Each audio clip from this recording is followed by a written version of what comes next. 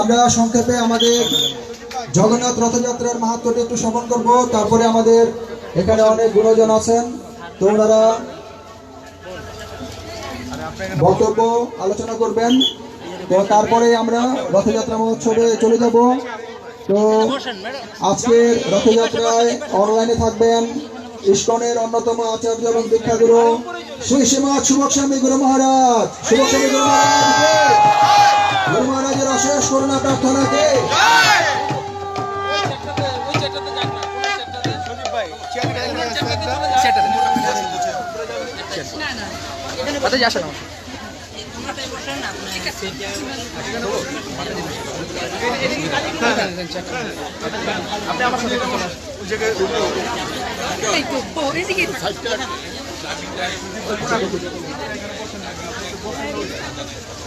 হরে কৃষ্ণ।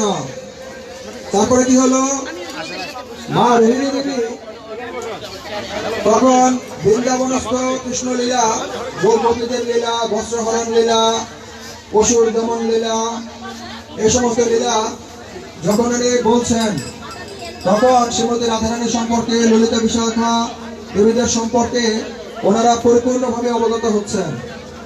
এখন বিকাল বেলায়, হরে কৃষ্ণ, বিকেল বেলায় যখন কৃষ্ণ বলরাম ওনারা চলে আসছেন,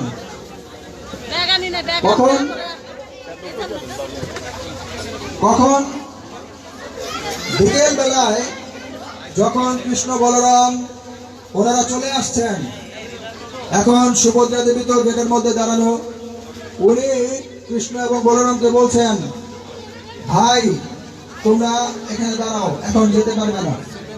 কিভাবে বলেছে সবাই দেখো আমার হাতে, কেউ যখন কাউকে আটকায় তখন কিভাবে দেখায়, এভাবে না?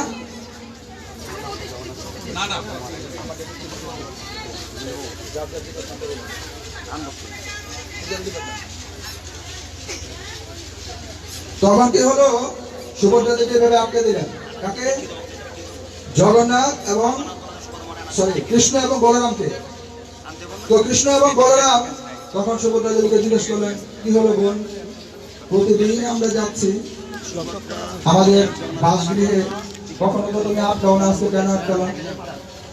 তো বলছেন, ভেতরে কিছু কাজ হচ্ছে, ওই কাজটা শেষ হলে তারপর তোমাদেরকে ভিতরে যাওয়ার সিগন্যাল দেবো, তখন তোমরা ভিতরে যাবা, এখন তোমরা কি করো, এইখানে থাকো, ঠিক আছে না? তো কৃষ্ণ এবং বলরাম তো খুব রসাত্মক আচরণ করেন।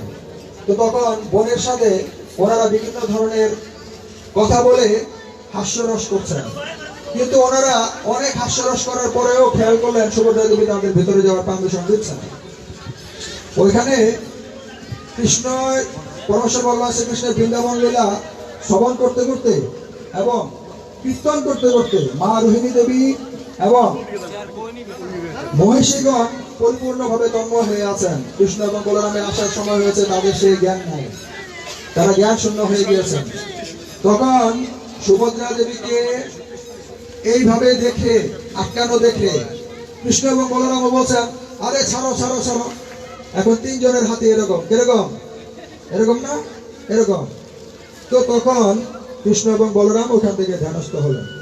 রাজমহলে আজকে কি হচ্ছে, কেন আজকে আমাদেরকে ভেতরে প্রবেশ করতে দেওয়া হচ্ছে না?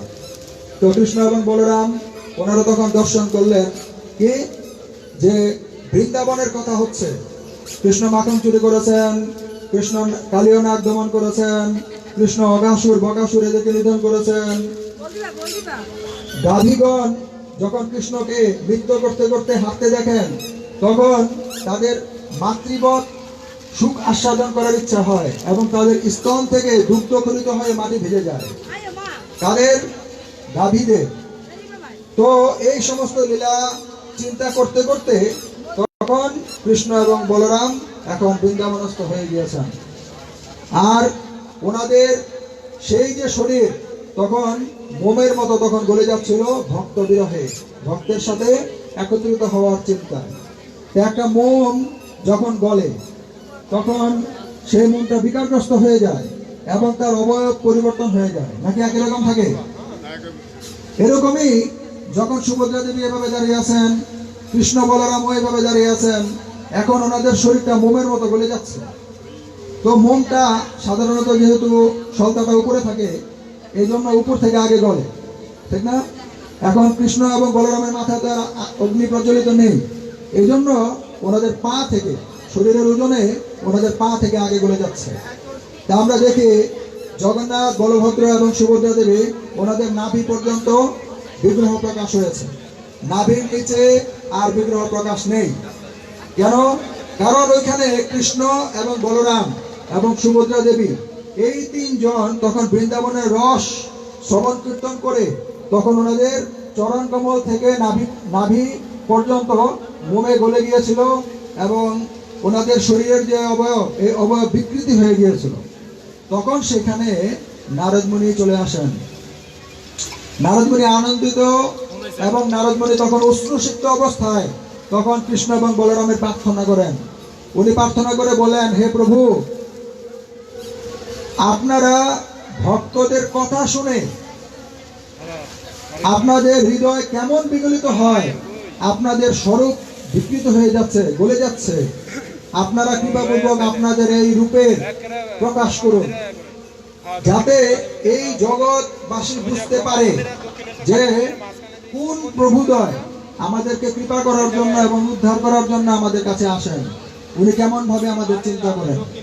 তখন কৃষ্ণচন্দ্র নারদমুনিকে আশীর্বাদ করেন, তথাস্তু।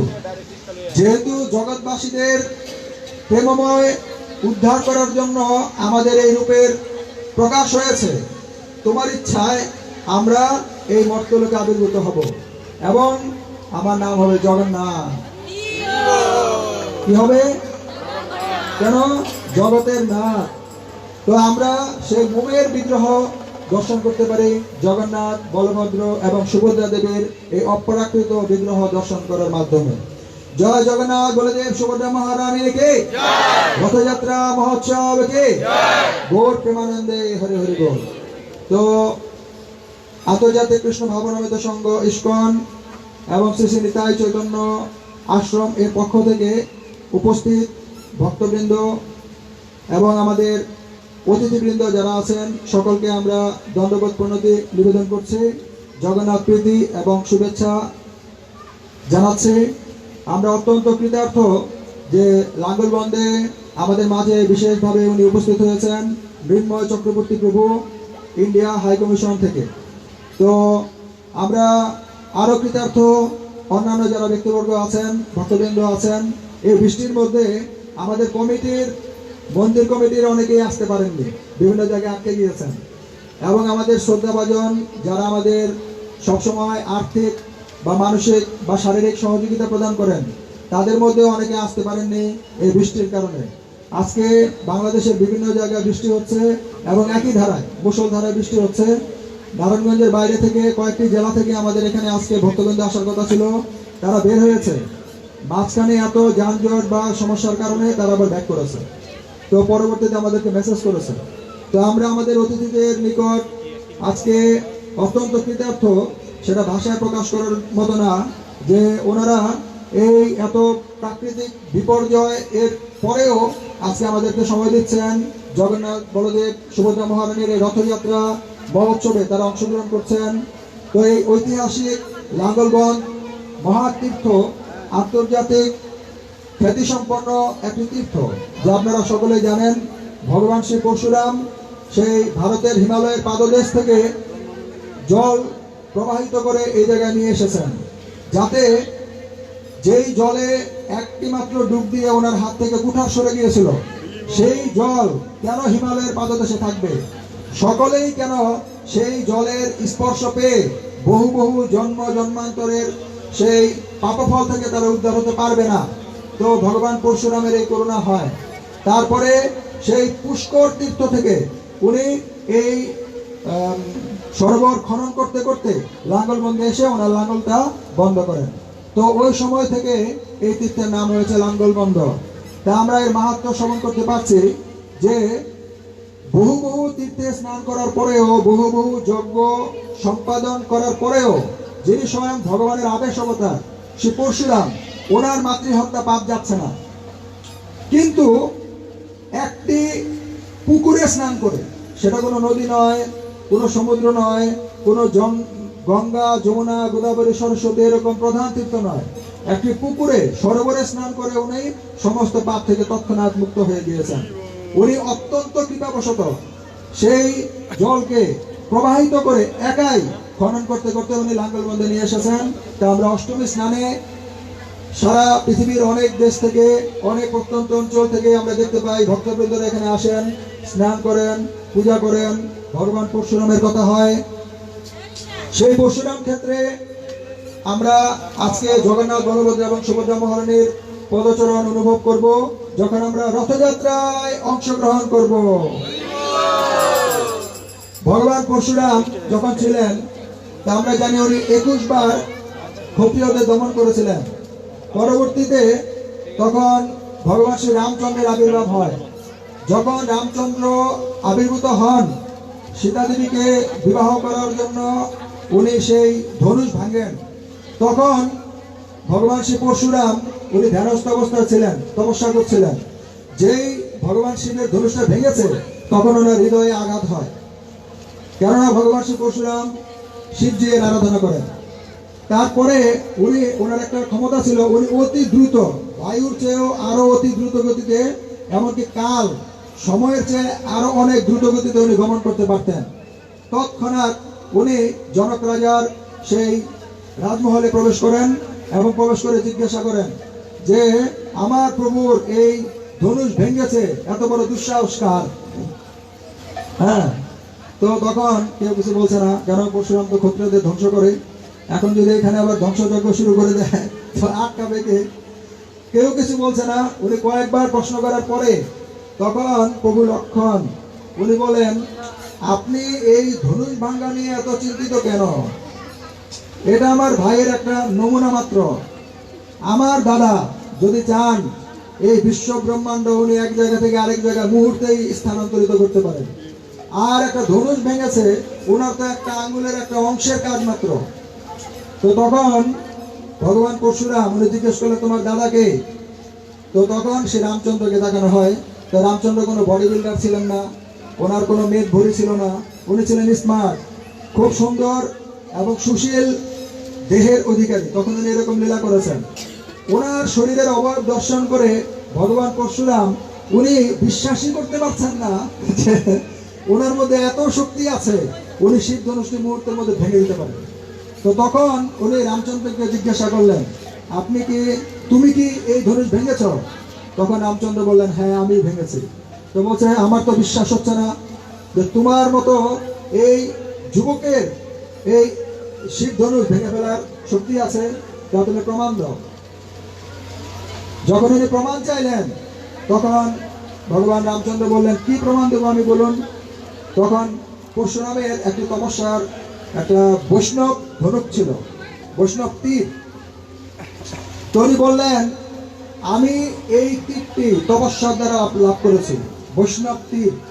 এই বৈষ্ণব তীরটি তোমার ধনুকে সংযুক্ত করে তুমি যদি এটি নিক্ষেপ করতে পারো, ছুটতে পারো, তাহলেই আমি বুঝতে পারবো তুমি এটি নিক্ষেপ করেছ।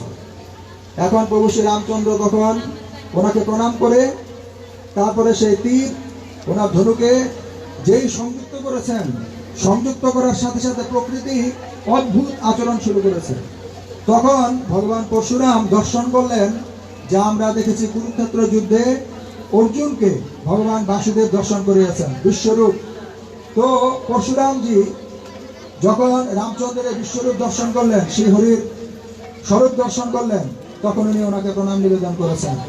প্রণাম নিবেদন করার পরে উনি বললেন যে আমি বিশ্বাস করেছি, এখন আমি আমার এই পরশু মানে কি কুঠার, আমার এই কুঠার আপনাকে সমর্পণ করতে চাই, আপনি কৃপা করে তা গ্রহণ করুন।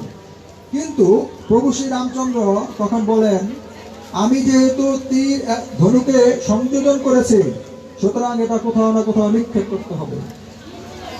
কি করতে হবে? কোথাও না কোথাও নিক্ষেপ করতে হবে, আর নয়তো ক্ষত্রিয়ের মান রক্ষা হবে না। তা আপনি বলুন আমি এই তীর কোথায় নিক্ষেপ করব। আমি দুইটি জায়গা দর্শন করছি এই তীর নিক্ষেপ করার জন্য, এর মধ্যে একটিকে আপনি নির্ধারণ করুন। তখন তো পরশুরাম এর হৃদয় বিগলিত হয়ে গিয়েছে। ওনার যে শক্তি ক্ষত্রিয় ধ্বংস করার, সেই শক্তিটা পরিপূর্ণভাবে নিঃশেষ হয়ে গিয়েছে। তখন প্রভু শ্রী রামচন্দ্র বললেন, এক, আমি নিক্ষেপ করতে পারি এই তীর আপনার তপস্যার যে অহংকার, সেই তপস্যা শক্তির প্রতি। এর ফলে আপনার তপস্যা শক্তি নষ্ট হয়ে যাবে, যা আপনি এই পর্যন্ত তপস্যা করে লাভ করেছেন, যার গর্বে যার অহংকারে আপনি ক্ষত্রিয়দের ধ্বংস করেন। আর দুই, আপনার সেই অতি দ্রুত চলমান শক্তি, আপনি বাতাসের চেয়েও আরো দ্রুত গতিতে গমন করে এক জায়গা থেকে আরেক জায়গায় চলে আসতে পারেন, সেই গমন শক্তিকে আমি নষ্ট করতে পারি। এখন বলুন আপনি আমি কোথায় এই তীর নিক্ষেপ করব? ঠিক না? যদি আমাদেরকে বলা হতো আপনি সারা জীবন যা তপস্যা করেছেন সেই তপস্যা নষ্ট করে দিব, আর নয়তো আপনার বেগ নষ্ট করে দেব, তখন আমরা কি বলবো? আমরা বলবো আমাদের বেগ নষ্ট করে দেন, আমার সম্পত্তিতে আপনি হাত দিয়েন না। এরকম না, ভগবান পরশুরাম এটা বলেননি। উনি বলেছেন আপনি প্রভু রাম কৃপা করে আমার দ্রুত চলার শক্তিকে নষ্ট করবেন না, কেননা আমাকে সেই হিমালয়ের চূড়ায় গিয়ে তপস্যা করতে হবে। এখন আমি অনেক বৃদ্ধ, যদি আমার অতি দ্রুত চলন ক্ষমতা আমি হারিয়ে ফেলি, তাহলে সেখানে গিয়ে আমার তপস্যা করা আর সম্ভব হবে না। বরঞ্চ আপনি আমার সেই অহংকারকে নষ্ট করুন, সেই অহংকারকে আপনি ধ্বংস করুন, যা এ যাবৎ পর্যন্ত তপস্যা করার ফলে আমার হৃদয়ে জন্ম হয়েছে। তখন প্রভু শ্রী রামচন্দ্র উনি ওনার পরশুরামের সেই তপস্যা শক্তির বলে যে অহংকার জন্ম হয়েছে, সেই তপস্যা শক্তি এবং অহংকারকে উনি তীর নিক্ষেপ করে পরিপূর্ণভাবে নিঃস্ব করে দেন, নষ্ট করে দেন। তারপরে পরশুরাম ওনার পরশু রামচন্দ্রকে সমর্পণ করে, ওনাকে প্রণাম নিবেদন করে উনি হিমালয়ের পাদদেশে হিমালয়ের চূড়ায় আবার তপস্যা করার জন্য সেখানে গিয়েছেন। জয় ভগবান শ্রী পরশুরামকে। আমরা দেখতে পাচ্ছি ভগবান শ্রী পরশুরাম এবং ভগবান শ্রী রামচন্দ্রের অত্যন্ত সুন্দর একটি মিলন। এরকমই আজকে জগন্নাথ দেবের এই পরশুরাম ক্ষেত্রে আগমন হচ্ছে, জগন্নাথ দেবের রথযাত্রা মহোৎসব হচ্ছে। জগন্নাথ, বলভদ্র এবং সুভদ্রা মহারানী মহাতীর্থে আছে অনেক অনেক কৃপা আশীর্বাদ ওনারা বিতরণ করছেন। তা আমরা সেই অনুষ্ঠানে কিছুক্ষণ পর চলে যাব। তা আমরা এখানে উপস্থিত ভক্তদের মধ্যে অনুরোধ করছি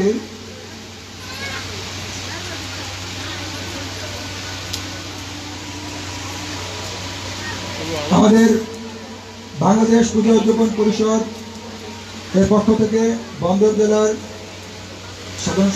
সাধারণ সম্পাদক শ্যামল বিশ্বাস প্রভুকে রথযাত্রা উপলক্ষে শুভেচ্ছা বক্তব্য প্রদান করার জন্য। হরে কৃষ্ণ।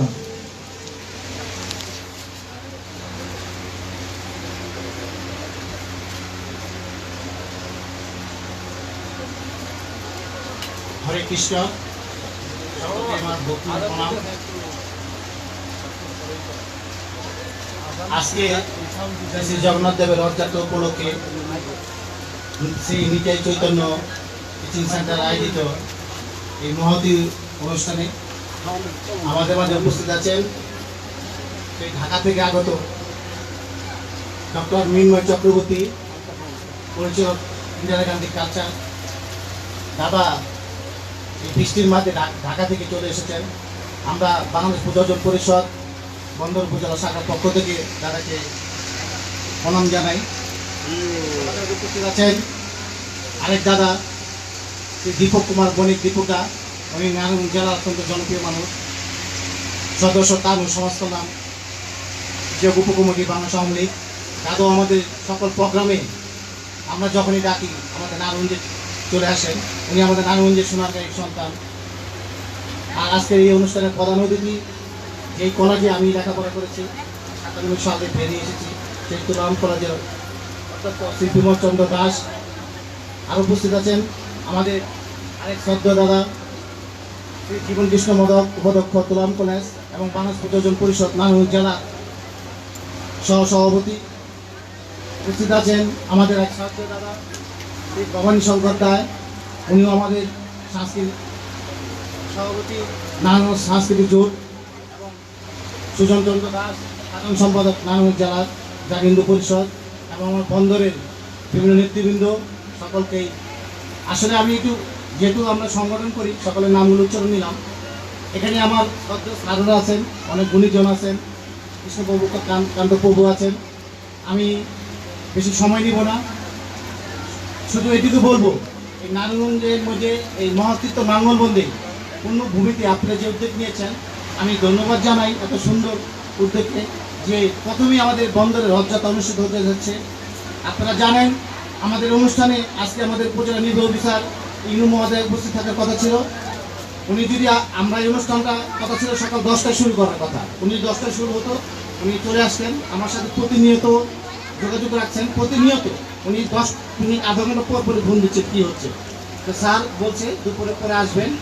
আমরা স্যারের জন্য পার্থক্য উনি অত্যন্ত ভালো মানুষ, সবসময় আপনাদের খোঁজ খবর রাখেন। আর বিশেষ কিছু বলবো না, এখানে রথযাত্রা উৎসব, রথের কথা স্যারদের আপনাদের প্রভুদের কাছ থেকে শুনবো।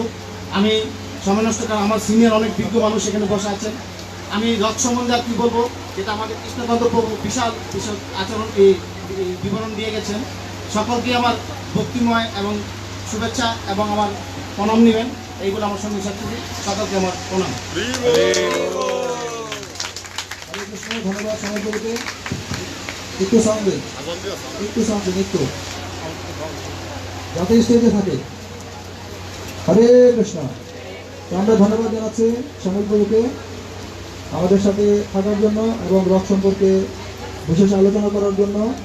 তা আমরা এখন অনুরোধ করব সুজন চন্দ্র দাস প্রভুকে, নারায়ণগঞ্জ জেলা জাগ হিন্দু পরিষদ। হরে কৃষ্ণ।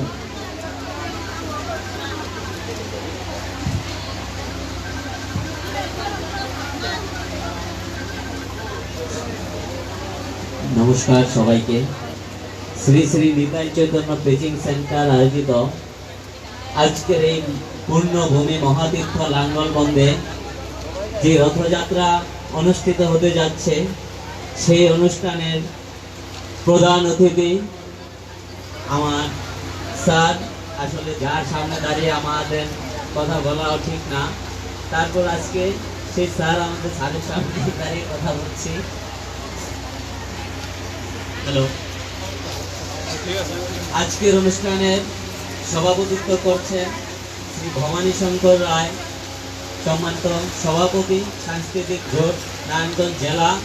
আজকের অনুষ্ঠানের রথের উদ্বোধক হিসেবে উপস্থিত আছেন ডাক্তার মৃন্ময় চক্রবর্তী, পরিচালক ইন্দিরা গান্ধী কালচারাল সেন্টার, ভারতীয় হাই কমিশন। আজকের অনুষ্ঠানের প্রধান সমন্বয়ক হিসেবে উপস্থিত আছেন আমার শিক্ষক, যাদের হাত ধরে আজকের সুজন আমি এখানে আপনাদের সামনে দাঁড়িয়ে কথা বলছি, শ্রী জীবন কৃষ্ণ মোদক স্যার। আজকের অনুষ্ঠানে প্রধান বক্তা হিসেবে উপস্থিত আছেন সনাতনীদের গর্ব শ্রী দীপক কুমার বণিক দীপো, ত্রাণ ও সমাজ কল্যাণ বিষয়ক উপ কমিটি, বাংলাদেশ আওয়ামী লীগ। আসলে আমি এখানে দাঁড়িয়ে কথা বলার মতো যদি বলি, তাহলে তাদের সামনে কথা বলার যোগ্যতা আমার নাই। আজকে আমার অনেক সিনিয়র ব্যক্তিবর্গ, আমাদের স্যাররা এখানে উপস্থিত আছেন, স্যাররা আমাদেরকে বলবেন। এমনকি জগন্নাথ দেব সম্পর্কে আমাদের কৃষ্ণকান্ত প্রভু যে সুন্দরভাবে বিশদ বিবরণ দিয়ে গিয়েছেন, আমি আর ওই দিকে বলার মতো বিষয়ে আমি যাব না। তবে আমি একটা কথা বলতে চাই, আজকে এই মহাতীর্থ লাঙ্গলবন্দে শ্রী চৈতন্য প্রিচিং সেন্টার পক্ষ থেকে যে উদ্যোগ নিয়েছেন, যে ইতিহাস সৃষ্টি করেছেন, আমরা আশাবাদী প্রতিবার যদি এইখানে এই রথযাত্রা উদযাপন করা হয়, একটা সময় এই রথযাত্রা অনুষ্ঠানটি, এই লাঙ্গলবন্দের রথযাত্রা অনুষ্ঠানটি সারা দেশে একটি ব্যাপক সুনাম অর্জন করবে। আমি মনে করি না, বাংলাদেশের যে ঐতিহ্যবাহী রথযাত্রা, ঢাকা ধামরাইয়ের যে রথযাত্রা এবং চাঁদপুরের সাচারের যে রথযাত্রা, তাদের সাথে পাল্লা দিয়ে আমরা এক সময় লাখো ভক্তদের সাথে নিয়ে এই লাঙ্গলবন্দে রথযাত্রা উদযাপন করব। এই বলে আমি আমার বক্তব্য জয় জগন্নাথ, জগন্নাথের কৃপা সকলের উপর বর্ষিত হোক। জয় জগন্নাথ, শুভদেব, বলদেব, সুভদ্রা মহারানীর জয়।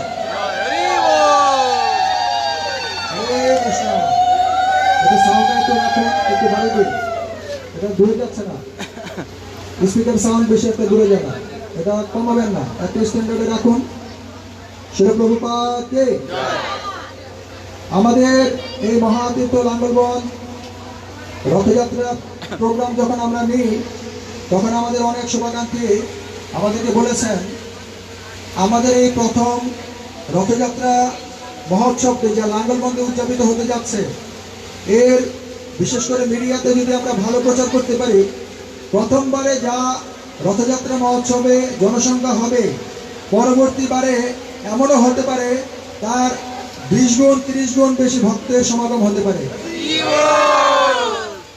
তো আমরা যখন রথযাত্রা মহোৎসব শুরু করব, তখন আমরা বুঝতে পারবো যে জনসংখ্যা বা ভক্ত সংখ্যা কেমন হয়। তো এই পর্যায়ে আমরা অনুরোধ করছি আমাদের মাঝে কিছু আলোচনা রাখার জন্য ভবানী শঙ্কর প্রভুকে, নারায়ণগঞ্জ সাংস্কৃতিক জোট এর সভাপতি। ভবানী শঙ্কর প্রভুকে জয়। হরে কৃষ্ণ।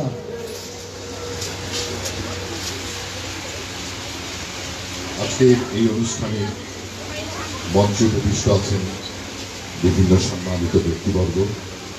আমি আসলে সবার নাম উল্লেখ করে এখানে সময় নষ্ট করতে চাচ্ছি না। আপনারা ভক্তমণ্ডলী আমার সশ্রদ্ধ প্রণাম নেবেন।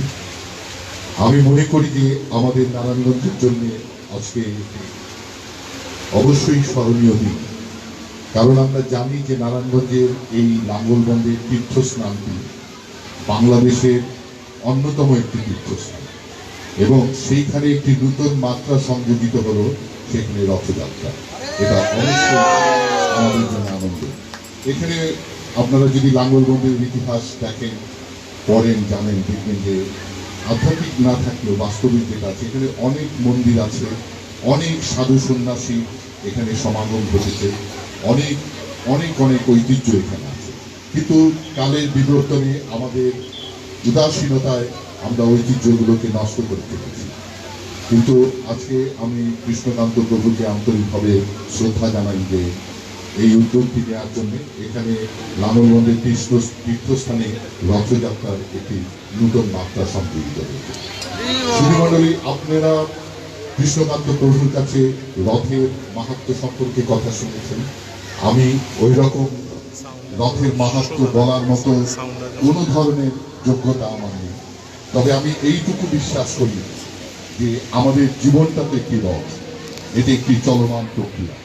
আমাদের অন্তরের ভিতরেই ভগবান বসে আছেন, এবং আমরা এই রথযাত্রার মাধ্যমে সমস্ত চিন্তা চেতনার মাধ্যমে, সমস্ত উপাসনার মাধ্যমে আমরা সবসময় চিন্তা করব আমরা যেন ভালো কাজ করি, মানুষের জন্য কাজ করি, ভগবানের জন্য কাজ করি। এর তবেই তো এই রথযাত্রা যেমন আজকে আনুষ্ঠানিকতা আছে, কিন্তু আমাদের জীবন রথ চলমান, প্রতিনিয়ত চলবে। এই চলমান যাত্রাটি যেন ভালো হয় সেই প্রত্যাশা করব, এবং এর বেশি কিছু বলার নেই। আমিও লাঙ্গলবন্দে একটি মন্দিরের সাথে জড়িত, প্রেমতলা মন্দিরের সাথে। আমরা দীর্ঘ বছর যাবৎ এখানে কাজ করছি। আমাদের জন্য এটি একটি সহায়ক শক্তি হিসাবে আছে যে আমরা এখানে কৃষ্ণকান্ত প্রভু এবং এখানে নিতাই চৈতন্য প্রিজন সেন্টারের একটি শাখা হচ্ছে। আমরা সম্মিলিতভাবে সবাই কাজ করব, এবং এই অঞ্চলে আমার ব্যাপক অভিজ্ঞতা আছে যে এই অঞ্চলের মানুষ অত্যন্ত সৌহার্দ্যপূর্ণ, তারা সামগ্রিক সহযোগিতাপূর্ণ। আমরা সব কিছু মিলিয়েই আমরা সত্য সুন্দরের দিকে এগিয়ে যাব, যেটা ভগবানের কাছে আমাদের প্রত্যাশা। আমাকে এই আলোচনায় সুযোগ করা দেওয়ার জন্য কৃষ্ণকান্ত প্রভুর প্রতি কৃতজ্ঞতা স্বীকার করে, এবং আপনারা কষ্ট করে আমার আলোচনা শুনছেন, আপনাদের কাছে আমার সশ্রদ্ধ কৃতজ্ঞতা জানিয়ে আমার বক্তব্য শেষ করছি। হরে কৃষ্ণ। ধন্যবাদ ভবানী শঙ্কর প্রভুকে। লাঙ্গলবন্দের কিছু ঐতিহ্য সম্পর্কে আমাদের অবগত করানোর জন্য। তা আমরা এই পর্যায়ে আমাদের স্বর্ণপট্টি শিল্প সমিতির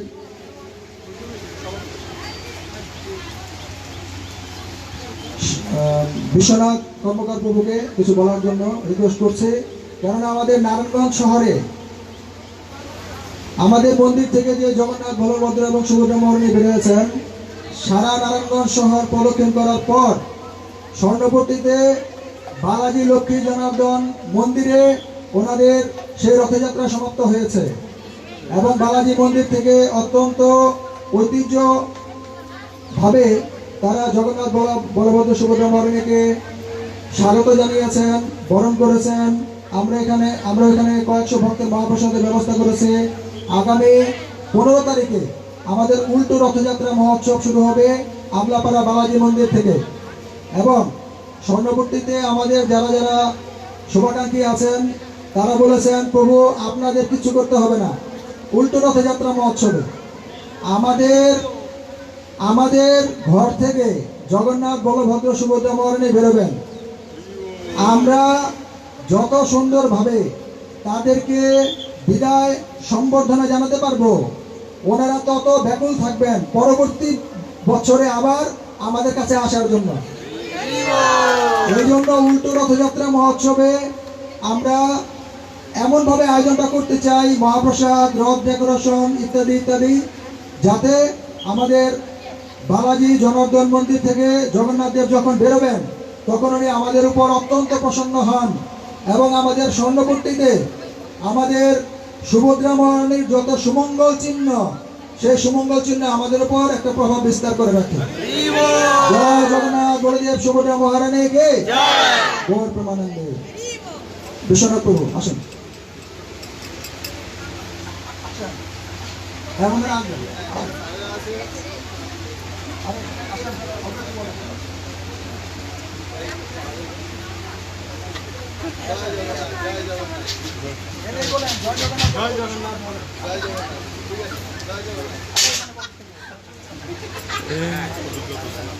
হরে কৃষ্ণ উনি ওইখান থেকে বলে দিয়েছেন। যাই হোক, জগন্নাথের আমাদের একটা ক্লাসে একজন আলোচক উনি আলোচনা করেছেন, একটা হচ্ছে মাইক আর একটা হচ্ছে অমাইক ব্যবহার। তো কোনটা বেশি প্রশংসনীয়, যেটা মাইক না যেটা অমাইক? তো প্রভু আজকে জগন্নাথের স্তুতি করেছেন অমাইক, মাইক ছাড়া। মানে এটা দুইটা মাইক আছে, একটা মাইক ছাড়া আর একটা হচ্ছে লৌকিকতা ছাড়া। তো যাই হোক, শব্দটা যেহেতু একই, তো একটু রহস্য করে আমাদের ওই সেমিনারে তখন একজন প্রভু এটা বর্ণনা করেছেন। জগন্নাথ বলদেব সুভদ্রা মহারানী কি যায়। তো আমরা এখন অনুরোধ করব আমাদের মধ্যে উপস্থিত আমাদের সম্মানিত সভাপতি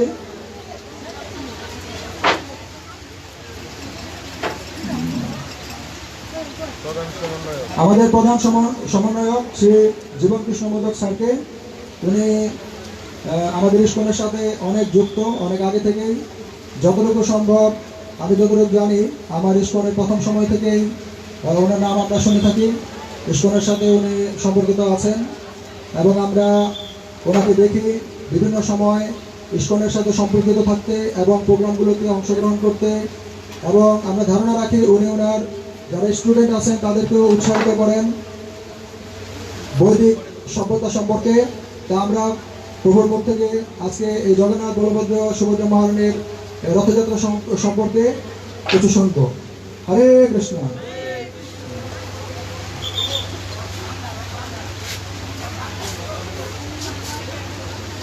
বাঞ্ছা কল্পতরুভ্যশ্চ কৃপা সিন্ধুভ্যেব চ পতিতানাং পাবনেভ্যো বৈষ্ণবেভ্যো নমো নমঃ। অনন্ত কোটি বৈষ্ণববৃন্দের চরণ বন্দনা কে, শিল প্রভুপাদ কে। হরে কৃষ্ণ। জগন্নাথ স্বামী নয়ন পথগামী ভব তুমি। শ্রী শ্রী জগন্নাথ দেবের রথযাত্রা উপলক্ষে শ্রী শ্রী নিতাই চৈতন্য আশ্রম কর্তৃক আয়োজিত আজকের এই আলোচনা সভা এবং রথ উৎসবের সম্মানিত সভাপতি, নারায়ণগঞ্জের সাংস্কৃতিক জগতের অন্যতম একজন ব্যক্তিত্ব শ্রী ভবানী শঙ্কর রায়, মঞ্চে উপবিষ্ট আছেন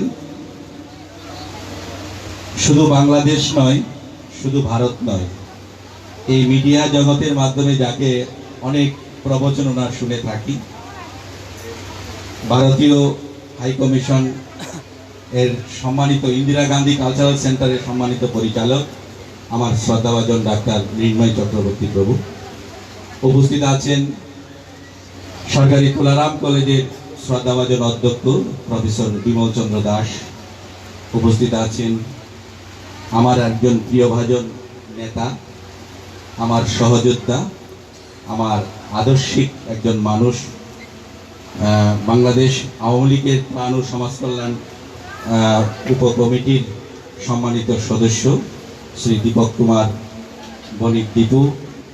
মঞ্চে উপবিষ্ট আছেন আমাদের পূজা উদযাপন কমিটির এই বন্দরের সম্মানিত সাধারণ সম্পাদক আমাদের কি বিশ্বাস জানি শ্যামল কুমার বিশ্বাস, এবং আমার অন্যতম শ্রদ্ধেয় আমাদের বৌদি আছেন মিসেস সুমা রায়, আমাদের বিশ্বনাথ প্রভু আছেন, এবং আমার প্রিয়ভাজন ছাত্র নেতা সুযোগ কুমার দাস। এবং কৃষ্ণকান্ত প্রভুর কথা আর কি বলবো, ওনার কথা নাই বললাম, ওনার শ্রীমুখ থেকে আপনারা অনেক কথা শুনেছেন। আমিও ওনার একজন খুব ভক্ত। এই জগন্নাথের কৃপায়, এবং আমার যে বোনের বাড়ি এই ত্রিশালে কিন্তু জগন্নাথের একটি মন্দির আছে। এই মন্দির প্রতিষ্ঠা লগ্ন থেকে এবং প্রতিষ্ঠায় এই কৃষ্ণকান্ত প্রভুর এত অবদান, গেলেই কান্তি কৃষ্ণকান্ত প্রভুর কথা শুনি, প্রবচনের কথা শুনি। আমার পরম শ্রদ্ধা এই লাঙ্গলবন মহাতীর্থ লাঙ্গলবন্দে এই রথযাত্রা উৎসবের আয়োজন করার এই সুযোগ উনি করে দিয়েছেন সবাইকে, এবং আমার সবার এই ভক্তমণ্ডলী যারা আছেন শ্রীচরণে, আমার বৈষ্ণব মণ্ডলীর চরণে আমার প্রণতি জানাই।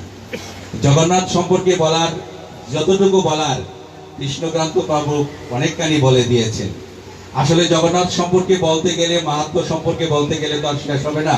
এই যে দেখেন প্রকৃতির এই বাড়িধারা, এই বাড়িধারাও কিন্তু প্রমাণ করছেন জগন্নাথের অশেষ কৃপা আমাদের মধ্যে আছে।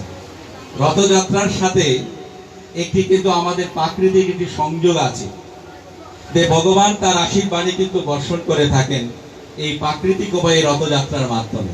ছোটবেলা থেকে কিন্তু জগন্নাথের মাহাত্ম্য শুনতে শুনতে এত বড় হয়েছি যে জগন্নাথ অত্যন্ত কৃপাময়। এই হাজার হাজার কোটি কোটি ভক্ত সবসময় মন্দিরে গিয়ে ভগবানের আরাধনা করতে সুযোগ পায় না। কর্মব্যস্ত মানুষের জীবন খুব বেশি কর্মময়। ভগবান এত কৃপালু, এই রথযাত্রায় উনি স্বয়ং মন্দির থেকে বের হয়ে আসেন যে তার যে ভক্ত তাদেরকে দর্শন দেওয়ার জন্য। এত দেখেন কৃপাময়। জগন্নাথের মাহাত্ম্য প্রচার করতে গেলে কিন্তু শেষ করা যাবে না। এবং জগন্নাথের যে কাহিনী আমরা দেখেন, আমাদের এই চারি যুগের চারি ধাম, তার মধ্যে অন্যতম একটি ধাম হচ্ছে পুরী ধাম। এই পুরী ধামের যে আপনি আকাঙ্ক্ষা করেন, এই পুরী ধাম জগন্নাথ আপনাকে নিবেই। আমার ব্যক্তি জীবনেও কিন্তু এটি আমি আকাঙ্ক্ষা করতে পারি। যখন আমি ইসকনের সাথে আজ থেকে প্রায় 30 বছর আগে আমি যুক্ত হয়েছি, আমি কিন্তু ভক্ত হতে পারিনি, কিন্তু আমি অনুসারী। এই 30 বছর আগে দেখেন আমি একটু খালি ভগবানের কাছে বলছি, ভগবান তুমি আমাকে একটু মায়াপুরে নিয়ে যাও, আর জগন্নাথকে একটু দর্শন করার আমাকে সুযোগ দাও। আমি সরকারি চাকরিজীবী মানুষ, ইচ্ছা করলে কিন্তু যাওয়া যায় না। বিধি বিধান শৃঙ্খলা আছে, পাসপোর্টের ব্যাপার আছে, অনুমতির ব্যাপার আছে। পাসপোর্ট থাকলেই শুধু হয় না, একটি অনুমতির ব্যাপার আছে। ভগবানকে ডাকতেছি। ভগবান এই ভক্তিচারু মহারাজ একদিন আসলেন, উনি আমার হাতে, নিজের হাতে ওনার মালাটা আমার তুলে দিলেন যে আপনি এখন থেকে ভগবানের শুধু নাম দিবেন। সুভাষ স্বামী মহারাজ এত কৃপাময় প্রভু মহারাজ, কি বলবো, যে উনার কৃপা, সুভাষ স্বামী মহারাজের কৃপা যারা পেয়েছেন, আমি মনে করব তাদের জীবন অনেক ধন্য। এত কৃপাময় মহারাজ, উনিও কিন্তু আমাকে, আমি মায়াপুরে গিয়েছি, ওনার দর্শন নিয়েছি, পুরুষোত্তম স্বামী মহারাজের দর্শন পেয়েছি। তখন ভগবান আমাকে সেই মায়াপুরে নিলেন এবং পুরী ধামে জগন্নাথকে দর্শন করার আমার সুযোগ করে দিলেন। আমি জগন্নাথকে দর্শন করেছি। এখনো আমার মন চাই জগন্নাথের কাছে চলে যেতে। সেদিন যখন এই ডিজিটাল প্রযুক্তির কারণে এই লক্ষ লক্ষ মানুষকে আমি দেখলাম যে জগন্নাথের রথ টেনে নিচ্ছে, তখন আমার মনে হলো আমি অধম কি জগন্নাথের রথের কি একটু সঙ্গী হতে পারি না। তো এই জন্যে আমার ভবানী শঙ্কর দা বলেছেন যে জীবন রথ, এই জীবন রথের মধ্যে ভগবান কিন্তু আত্মারূপে কিন্তু বিরাজিত আছেন। আমাদের এই জীবন মুখী যে রথটাকে ভগবানই কিন্তু টেনে নিয়ে যাচ্ছে। আপনারা যারা আজকে উপস্থিত হয়েছেন এত প্রাকৃতিক দুর্যোগের মধ্যে, অত্যন্ত ভগবানের আপনারা অত্যন্ত কৃপাময় একজন ভক্ত, অবশ্যই কৃপা পেয়েছেন। এই ঝড় বৃষ্টি থামাইতে পারে না আপনাদের আগ্রহকে দেখে নিয়ে এসেছে, এখানে ইচ্ছাকে নিয়ে এসেছে। এই জগন্নাথের অসীম কৃপা, জগন্নাথের কৃপা ছাড়া কোনো কিছু হয় না। আপনার এক এক কাহিনী যদি ভগবানের দর্শন করার জন্য আপনি দেখবেন, ভগবানে অনেক সময় বলে যে টুটু জগন্নাথ। জগন্নাথ আসলে টুটু নয়, জগন্নাথ হচ্ছে অসীম মহিমান্বিত যে ভগবান। আমরা দেখি ভগবানকে দেখে অনেক সময় বাংলায় ব্যাকরণ আছে টুটু বলতে জগন্নাথ বলতে অকর্মণ্যকে বোঝায়, অপদার্থকে বোঝায়।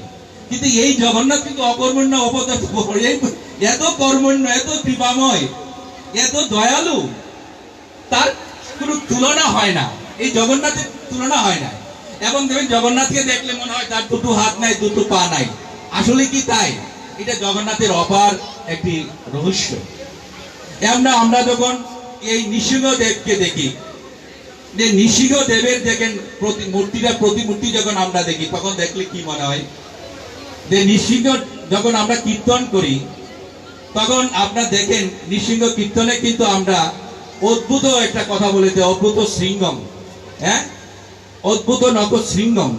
এই সিংহকে দেখেন, এই অদ্ভুত ভগবানের রূপটা কিন্তু ভগবানই দেখাচ্ছে। আমি কত রূপে কত ভাবে আপনাদের সামনে আবির্ভূত হতে পারি। মহারাজকে কিন্তু ভগবান নির্দেশ করেছিলেন 21 দিন পর তুমি দরজা খুলবে। 21 দিন, আমি সংক্ষেপে বলছি, সময় এত নাই। কিন্তু মহারাজ তখন দেখলেন যে 21 দিনের মধ্যে 14 দিন শব্দ শুনলাম। এখন তো আর শব্দ শোনা যাচ্ছে না মন্দিরের, এই টুকটাক করে শব্দ শোনা যেত ভগবানকে এই প্রতিমূর্তি তৈরি করার জন্য। তখন ওনার স্ত্রী কি করলেন, আবেগে উচ্ছ্বাসে গিয়ে ভগবানের দরজা খুলে দেখলেন ভগবান। তখন দেখলেন যিনি শিল্পী হিসাবে ভগবান পাঠিয়েছেন, সেই কারিগর আর শিল্পী নাই। যে অবস্থায় দেখেছেন ভগবানকে, সেই অবস্থায় কিন্তু ভগবান আমাদের সাথে দর্শন দিচ্ছেন। এই জন্য আমি বলি, এই ভগবানের নাম কীর্তন এবং গুণ কীর্তন করা, এটি অশেষ একটি, আমি বলবো একটি স্বীকৃতি লাগে। এই চারা কিন্তু হয় না।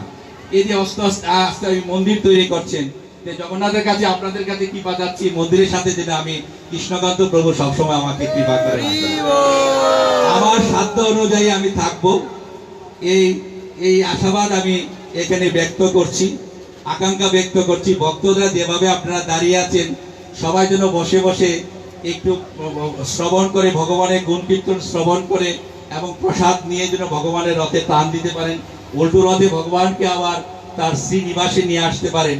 সেই উন্নয়ন কাজে আমি যুক্ত থাকতে চাই আপনাদের কৃপায়। ভগবান যেন সেই ক্ষমতাটুকু আমাকে দেয়, সেই আশীর্বাদটুকু আপনাদের কাছে চাচ্ছি। এবং আমাদের দেহরথের মধ্যে যে ভগবান আছেন, সেই ভগবান আমাদের আচার আচরণে, আমাদের কথাবার্তায় যেন আমরা সব জায়গায় যেন ভগবানকে ঊর্ধ্বে তুলে ধরতে পারি, এবং মানুষ হিসাবে সেই জিনিসটি যেন আমাদের সামাজিকভাবে, পারিবারিকভাবে যেন আমরা তার প্রতিফলন ঘটাইতে পারি। কারণ আমাদের এই দেশের সামাজিক যে অবস্থা, সেই অবস্থা কিন্তু ভক্তির অনুকূলে নয়, ভক্তির প্রতিকূলে কিন্তু অবস্থান অনেকগুলো ঘটনা আছে। যে সেই জন্যে আপনাদের কিন্তু যার যার অবস্থান থেকে সেই জিনিস কিন্তু দৃঢ়ভাবে কিন্তু তুলে ধরতে হবে। আপনারা আপনাদের যে ভক্তি মার্গ যেটা আছে, সেই ভক্তি মার্গের মাধ্যমে কিন্তু সেই যেগুলো আছে, অপশক্তি বলি, অপপরিবেশ বলি, যে সংস্কৃতি বলি, সেইগুলোকে আপনারা তুলে ধরবেন। আপনাদের ছেলে মেয়েদেরকে এই ডিজিটাল যুগে একটি ভক্তি পথে আনানোর চেষ্টা করবেন। কারণ এই জন্যে দরকার যে আমার নিজের সংস্কৃতি, নিজের ধর্মকে যদি আমি লালন না করি, তাহলে অন্য ডিজিটাল সংস্কৃতি কিন্তু আমার কায়িক উন্নতি ঘটাতে পারে, আমার সম্পদের উন্নয়ন ঘটাতে পারে, কিন্তু আমাদের আধ্যাত্মিক উন্নতি, সেই উন্নতি কিন্তু কখনো ঘটবে না। সেই জন্যেই নিজের যে আমাদের চিরায়ত যে সংস্কৃতি, আমাদের যে বৈদিক সংস্কৃতি, যে কথাটি সংস্কৃতির কথা আমি সবসময় বলে থাকি, যে সংস্কৃতির কখনো ধ্বংস নাই, ধ্বংস কেউ করতে পারবে না।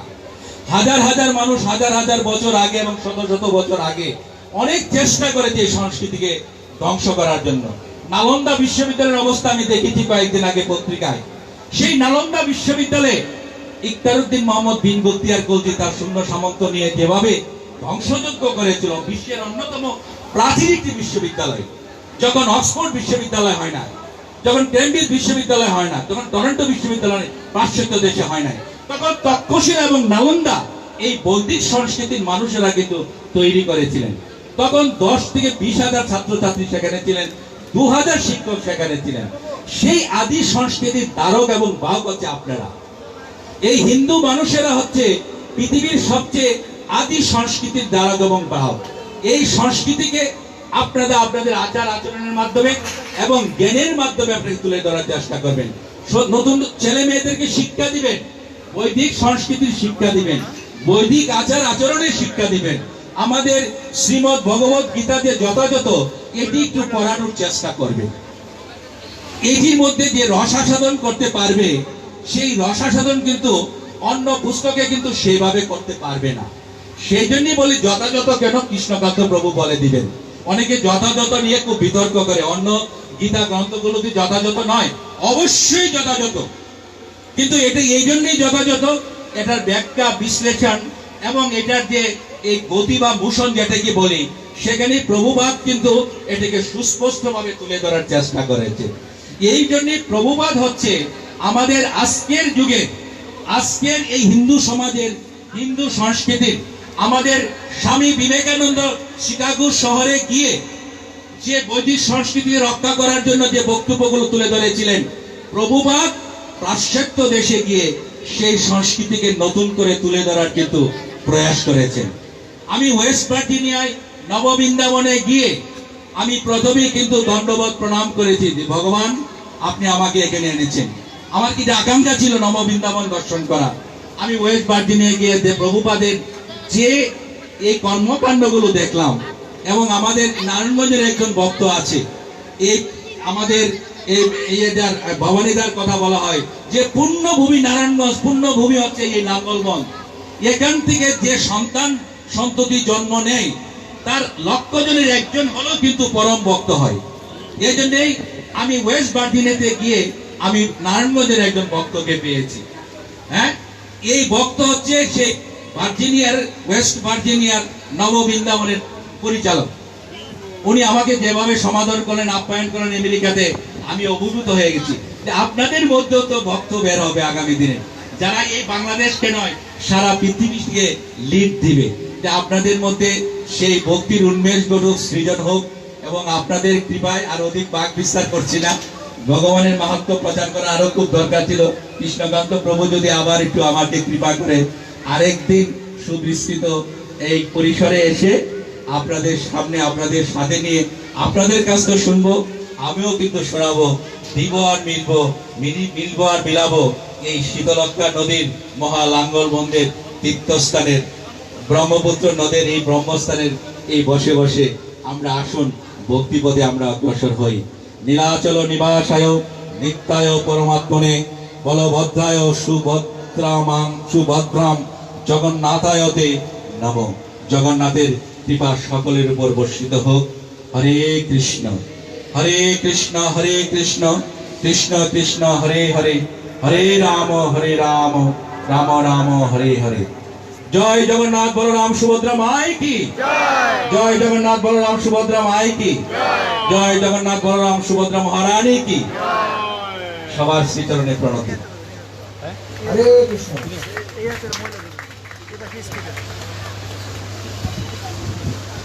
হরে কৃষ্ণ। ধন্যবাদ জানাচ্ছি আমরা শ্রী জীবন কৃষ্ণমূলক স্যার প্রভুকে। অত্যন্ত সুন্দরভাবে অনেক কিছু আমাদের মাঝে তুলে ধরার জন্য অল্প সময়ে এই নারায়ণগঞ্জ থেকে সেই আমেরিকা পর্যন্ত আন্তর্জাতিক কৃষ্ণ ভাবনামৃত সংঘ ইস্কনের প্রতিষ্ঠাতা আচার্য শ্রী প্রভুপাদের ঐকান্তিক যে পরিশ্রমের সুফল, সেই সুফল সম্পর্কে উনি আলোকপাত করেছেন। আমরা সকলেই ওনার জন্য একবার হরে কৃষ্ণ বলে ভগবানের কৃপা প্রার্থনা করি। হরে কৃষ্ণ, জয় শ্রীল প্রভুপাদ কে জয়। এখন আমরা আমাদের মাঝে জগন্নাথ রথযাত্রা সম্পর্কে শুভেচ্ছা বক্তব্য প্রদান করার জন্য অনুরোধ করছি শ্রী দীপক কুমার বণিক দীপু প্রভু, বাংলাদেশ আওয়ামী লীগ ত্রাণ ও সমাজ কল্যাণ বিষয়ক উপকমিটির সদস্য। হরে কৃষ্ণ।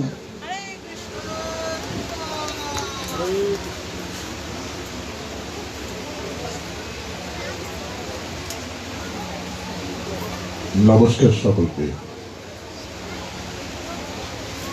এই লাঙ্গলবন্ধু স্থানটায় আমার কাছে অনেক আবেগের,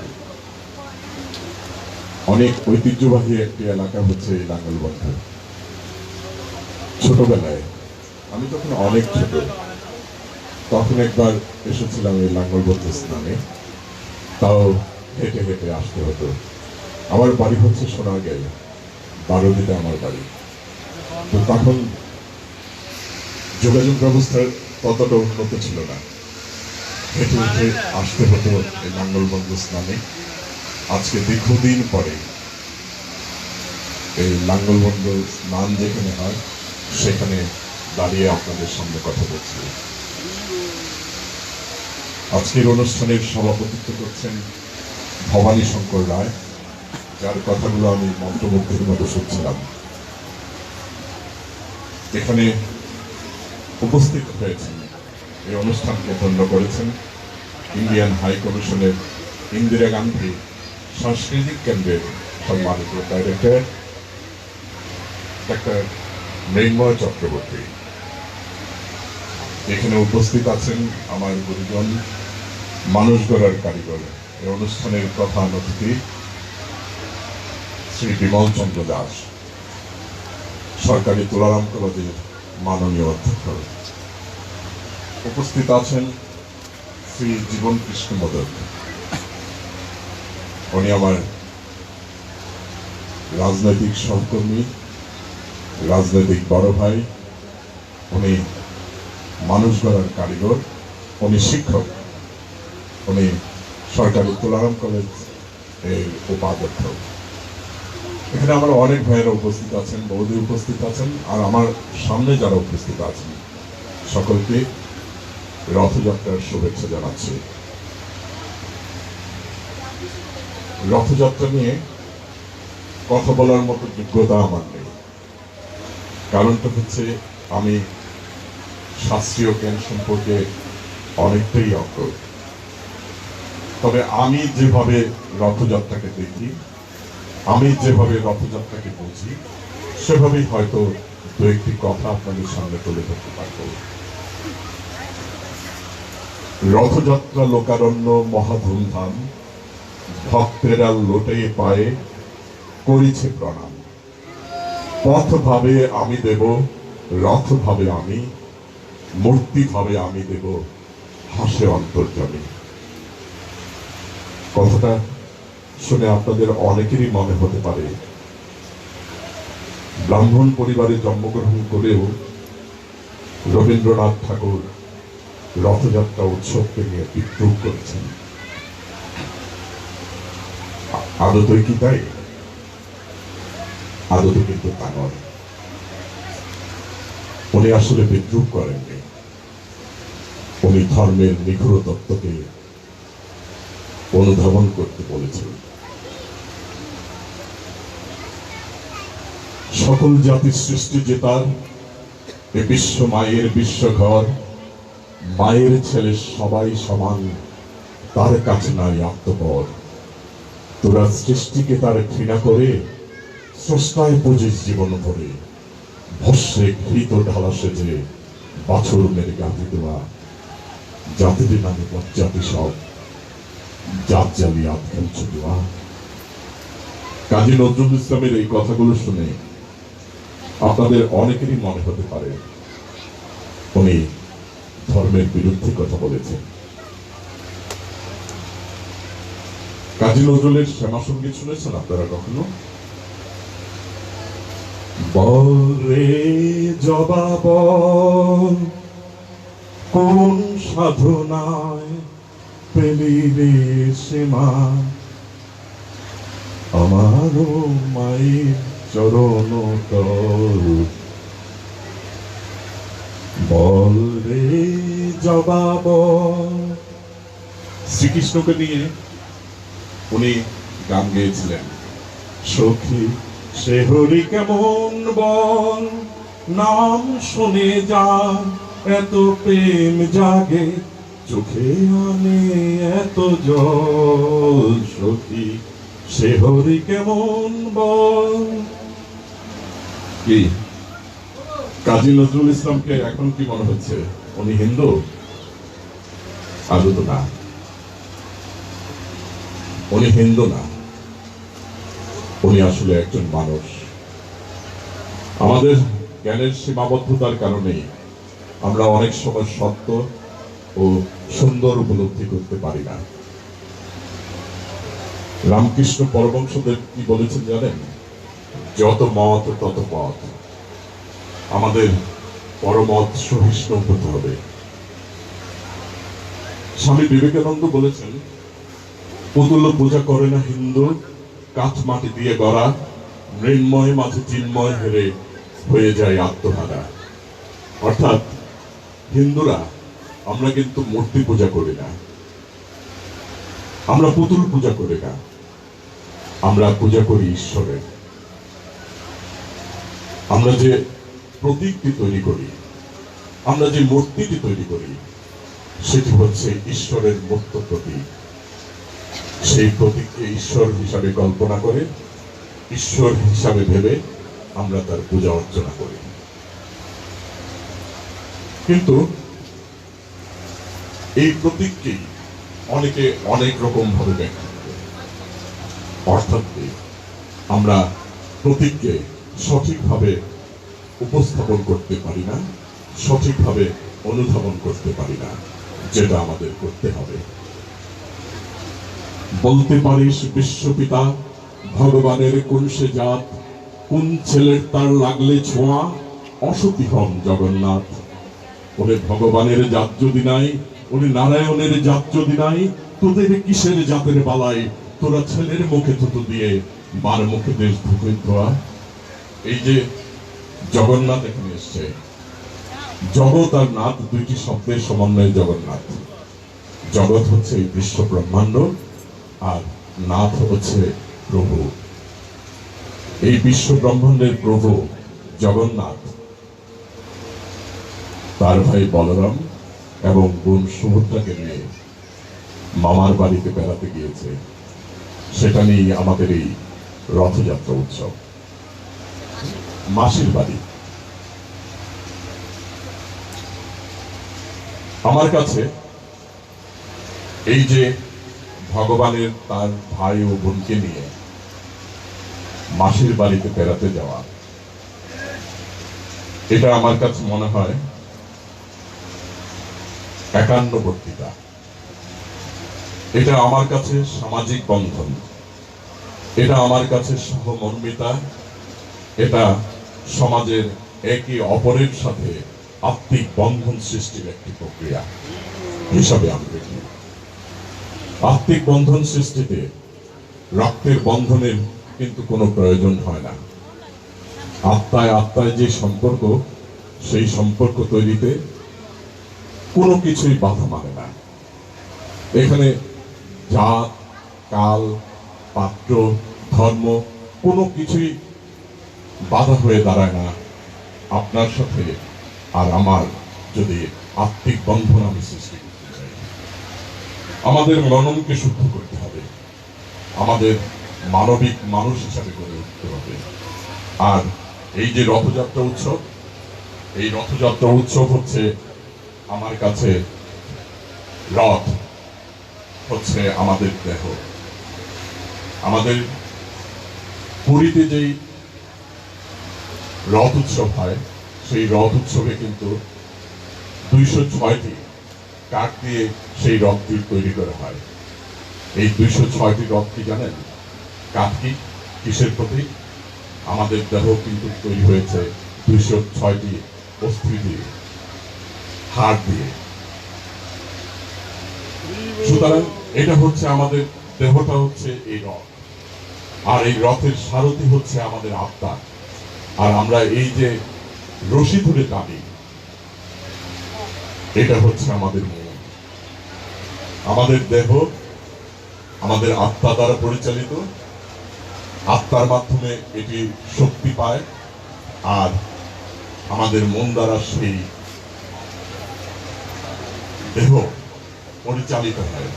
আমরা কোন পথে যাব, ভালো পথে না খারাপ পথে?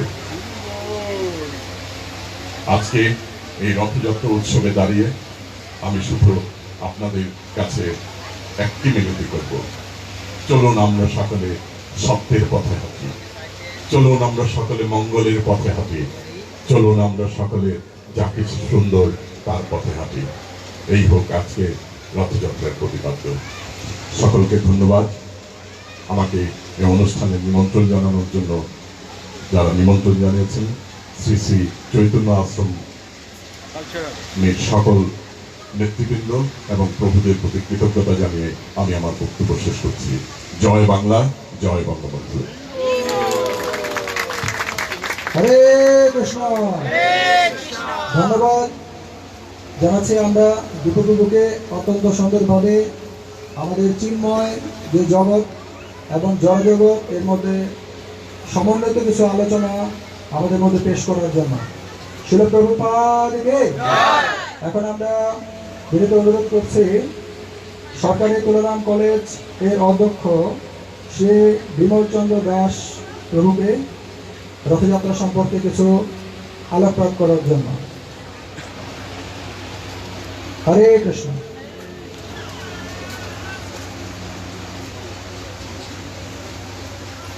নিতাই চৈতন্য টিচিং সেন্টার থেকে আয়োজিত শ্রী শ্রী জগন্নাথ দেবের রথযাত্রা অনুষ্ঠানের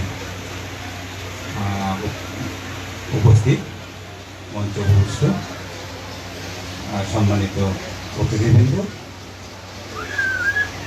আয়োজকবৃন্দ এবং ভক্তবৃন্দ, সবাইকে নমস্কার।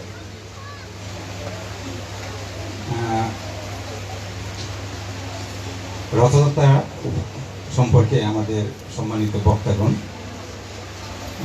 অনেক সুন্দর সুন্দর কথা বলেছেন। আসলে এই বিষয়ে আমার অত জ্ঞান নেই, আমি ওই বিষয়ে আমি তেমন কোনো আলোচনা করছি না। আমি অন্য যে একটি বিষয়ে আলোচনা করছি, সেটা হচ্ছে শ্রীরাম হচ্ছে বিষ্ণুর সপ্তম অবতার এবং শ্রীকৃষ্ণ হচ্ছে অষ্টম অবতার, ভগবান বিষ্ণু। আমরা কিন্তু দেখা যায় যে নিজেদের মধ্যেই যে আমরা যে অনেকে শ্রীরামের ভক্ত, অনেকের ইস্কনের ভক্ত, নিজেদের মধ্যে কিন্তু একটা বিভেদ আছে। কারণ একজন আরেকজনেরটা কিন্তু আমরা একটু অন্যরকম চোখে দেখি। আপনারা হয়তো বা জানেন যে ভগবানের রূপই হচ্ছে অবতার। যখন অনেক অনাচার অবিচার সমাজে চলমান হয়, তখনই কিন্তু অবতার ভগবানের রূপ নেই কিন্তু এই পৃথিবীতে অবতীর্ণ হন। সুতরাং সবাই সত্য, শ্রীরাম যেমন সত্য, শ্রীকৃষ্ণও সত্য। আমাদের এই বিষয়গুলি আমাদের জানতে হবে, বুঝতে হবে। আমাদের ভগবান শ্রীকৃষ্ণ একটা কথা বলেছেন যে ধর্মকর্ম করার কথা বলেছেন। ধর্মকর্ম করব আমরা, কিন্তু সংসার ধর্ম ত্যাগ করে নয়। একটা কথা উনি বলেছেন যে কর্ম আমরা করব, কর্ম বাদ দিয়ে কিন্তু ধর্ম না। কিন্তু কর্মের মানে যে ফলের আশা আমরা করব না, অর্থাৎ ফল লাভের আশা না করে কিন্তু আমাদেরকে কর্ম করতে হবে। আপনারা যারা উপস্থিত আছেন সবাই আপনারা জানেন যে এই নাঙ্গলবন, পূর্ণভূমি নাঙ্গলবন, এটা একটা বেদনাদায়ক ইতিহাস আছে, খুবই বেদনাদায়ক ইতিহাস। আমি সেই প্রসঙ্গে না যাই। আপনারা যদি একতাবদ্ধ থাকেন, আমাদের ভিন্ন মত থাকতে পারে, ভিন্ন পথ থাকতে পারে, আমরা সবাই যদি একতাবদ্ধ থাকি তবে যে কোনো ধরনের সমস্যা কিন্তু আমরা মোকাবেলা করতে পারবো। আমরা সবাই এই দেশের সন্তান, এই দেশের প্রত্যেকটা প্রতি মুঠ মাটির উপর আমাদের অধিকার আছে, আছে না? আছে। সুতরাং আমাদেরকে এই দেশে থাকতে হবে, যেহেতু জন্মেছি এই দেশে আমরা মরব, কিন্তু আমাদেরকে একতাবদ্ধ হয়ে থাকতে হবে। আমি এই নিতাই চৈতন্য যে টিচিং সেন্টারে যারা আয়োজন করেছে যে এই রথযাত্রা উৎসব, তাদেরকে আমি আমার অন্তঃস্থল থেকে ধন্যবাদ জানাই।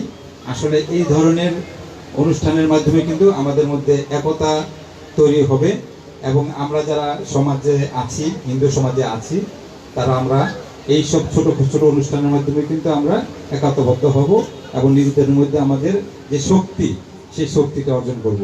এবং এই দেশে যখন আমরা থাকব, অবশ্যই আমাদের এই নির্ভয়ে থাকতে হবে, আমাদের কোনো ভয় পেলে চলবে না। সবাইকে আবারও শুভেচ্ছা জানিয়ে আমি আমার বক্তব্য এখানে শেষ করছি। সবাই ভালো থাকবেন।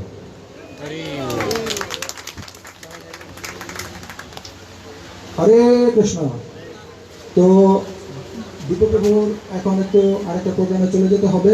তো আমাদের প্রোগ্রামটা অলরেডি 3-4 ঘন্টা লেট হয়েছে, আপনারা সবাই অবগত। তো আমরা অনেক ধন্যবাদ জানাচ্ছি প্রভুকে আজকে সময় দেওয়ার জন্য।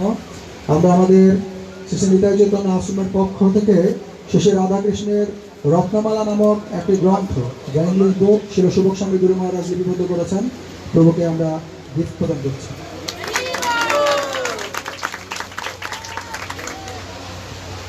আমি অত্যন্ত ক্ষমাপ্রার্থী।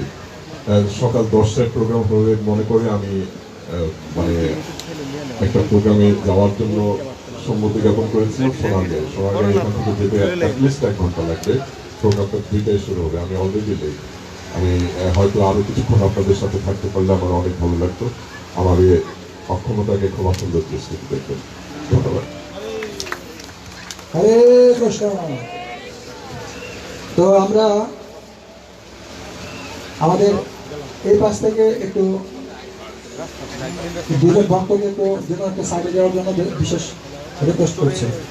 স্পিকারের সামনে থেকে সেগুলো করবো, স্পিকারের সামনে থেকে এদিক থেকে সরে একটু চেপে যাবে। ওটা একটু ধরে নিয়ে স্পিকার ব্যানারটা কিনে আসতে হবে। হ্যাঁ প্রভু, আপনি একটু সাইডে চলে যান। শিল প্রভুপাদকে, আন্তর্জাতিক কৃষ্ণ ভাবনামৃত সংঘ ইসকনকে। তো আমরা অ্যাকচুয়ালি এখানে জায়গা ক্রয় করেছি 44%, কিছু জায়গা নদীতে আছে 16%, আর আমাদের যতটুকু পর্যন্ত বাকি আছে বাউন্ডারি ততটুকু পর্যন্ত হচ্ছে 28%। এর মধ্যে প্রায় 11% জায়গা নিয়ে আমাদের একটি 3 তলা মন্দির করার প্ল্যানিং হয়েছে।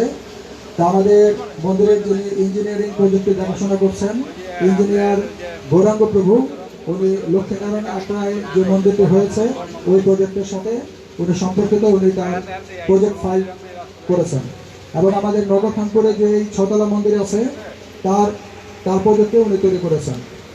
তো আমাদের প্রজেক্টের মধ্যে যেটি মূল প্রজেক্ট সেটা হচ্ছে 3 তলা বিশিষ্ট অত্যন্ত সুন্দর গৌরনিতাই জগন্নাথ বলদেব সুভদ্রা মহারানীর একটি অত্যন্ত সুন্দর বৈদিক মন্দির নির্মাণ এবং ভগবান শ্রী পরশুরামের একটি স্মৃতি বিগ্রহ সেখানে থাকবে। আমরা এখন যেখানে প্রোগ্রাম করছি তার পেছনেই আমরা একটা স্নানঘাট নির্মাণ করার উদ্যোগ অতি সত্বর আমরা নেওয়ার পরিকল্পনা করেছি। গত অষ্টমী স্নানে শিল সুবক স্বামী গুরু মহারাজ আন্তর্জাতিক কৃষ্ণ ভাবনামৃতের অন্যতম একজন দীক্ষাগুরু এবং আচার্য, উনি অনলাইনে উদ্বোধন করেছেন এবং এই ঘাটটির নামকরণ করেছেন শিল প্রভুপাদ ঘাট। শিল প্রভুপাদ ঘাটকে তো আমরা তুলে ধরে দিলে 3 বার দিতে হয়, 3 বার দিন।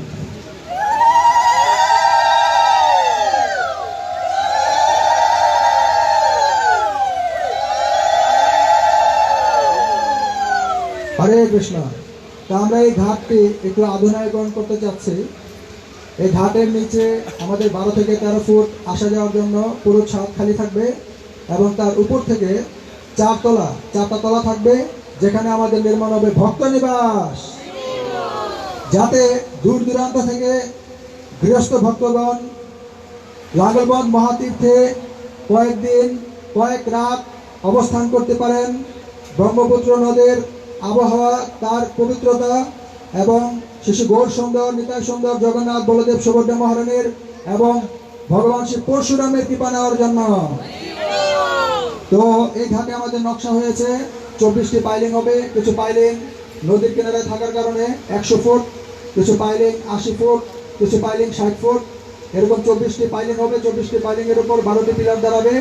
তার উপরে 12 থেকে 13 ফুট ছাদ খালি থাকবে আমাদের ভক্তদের স্নান করার জন্য এবং তার উপরে 4 তলা পর্যন্ত আমাদের 5 তলা পর্যন্ত আমাদের ভক্ত নিবাস নির্মাণ হবে।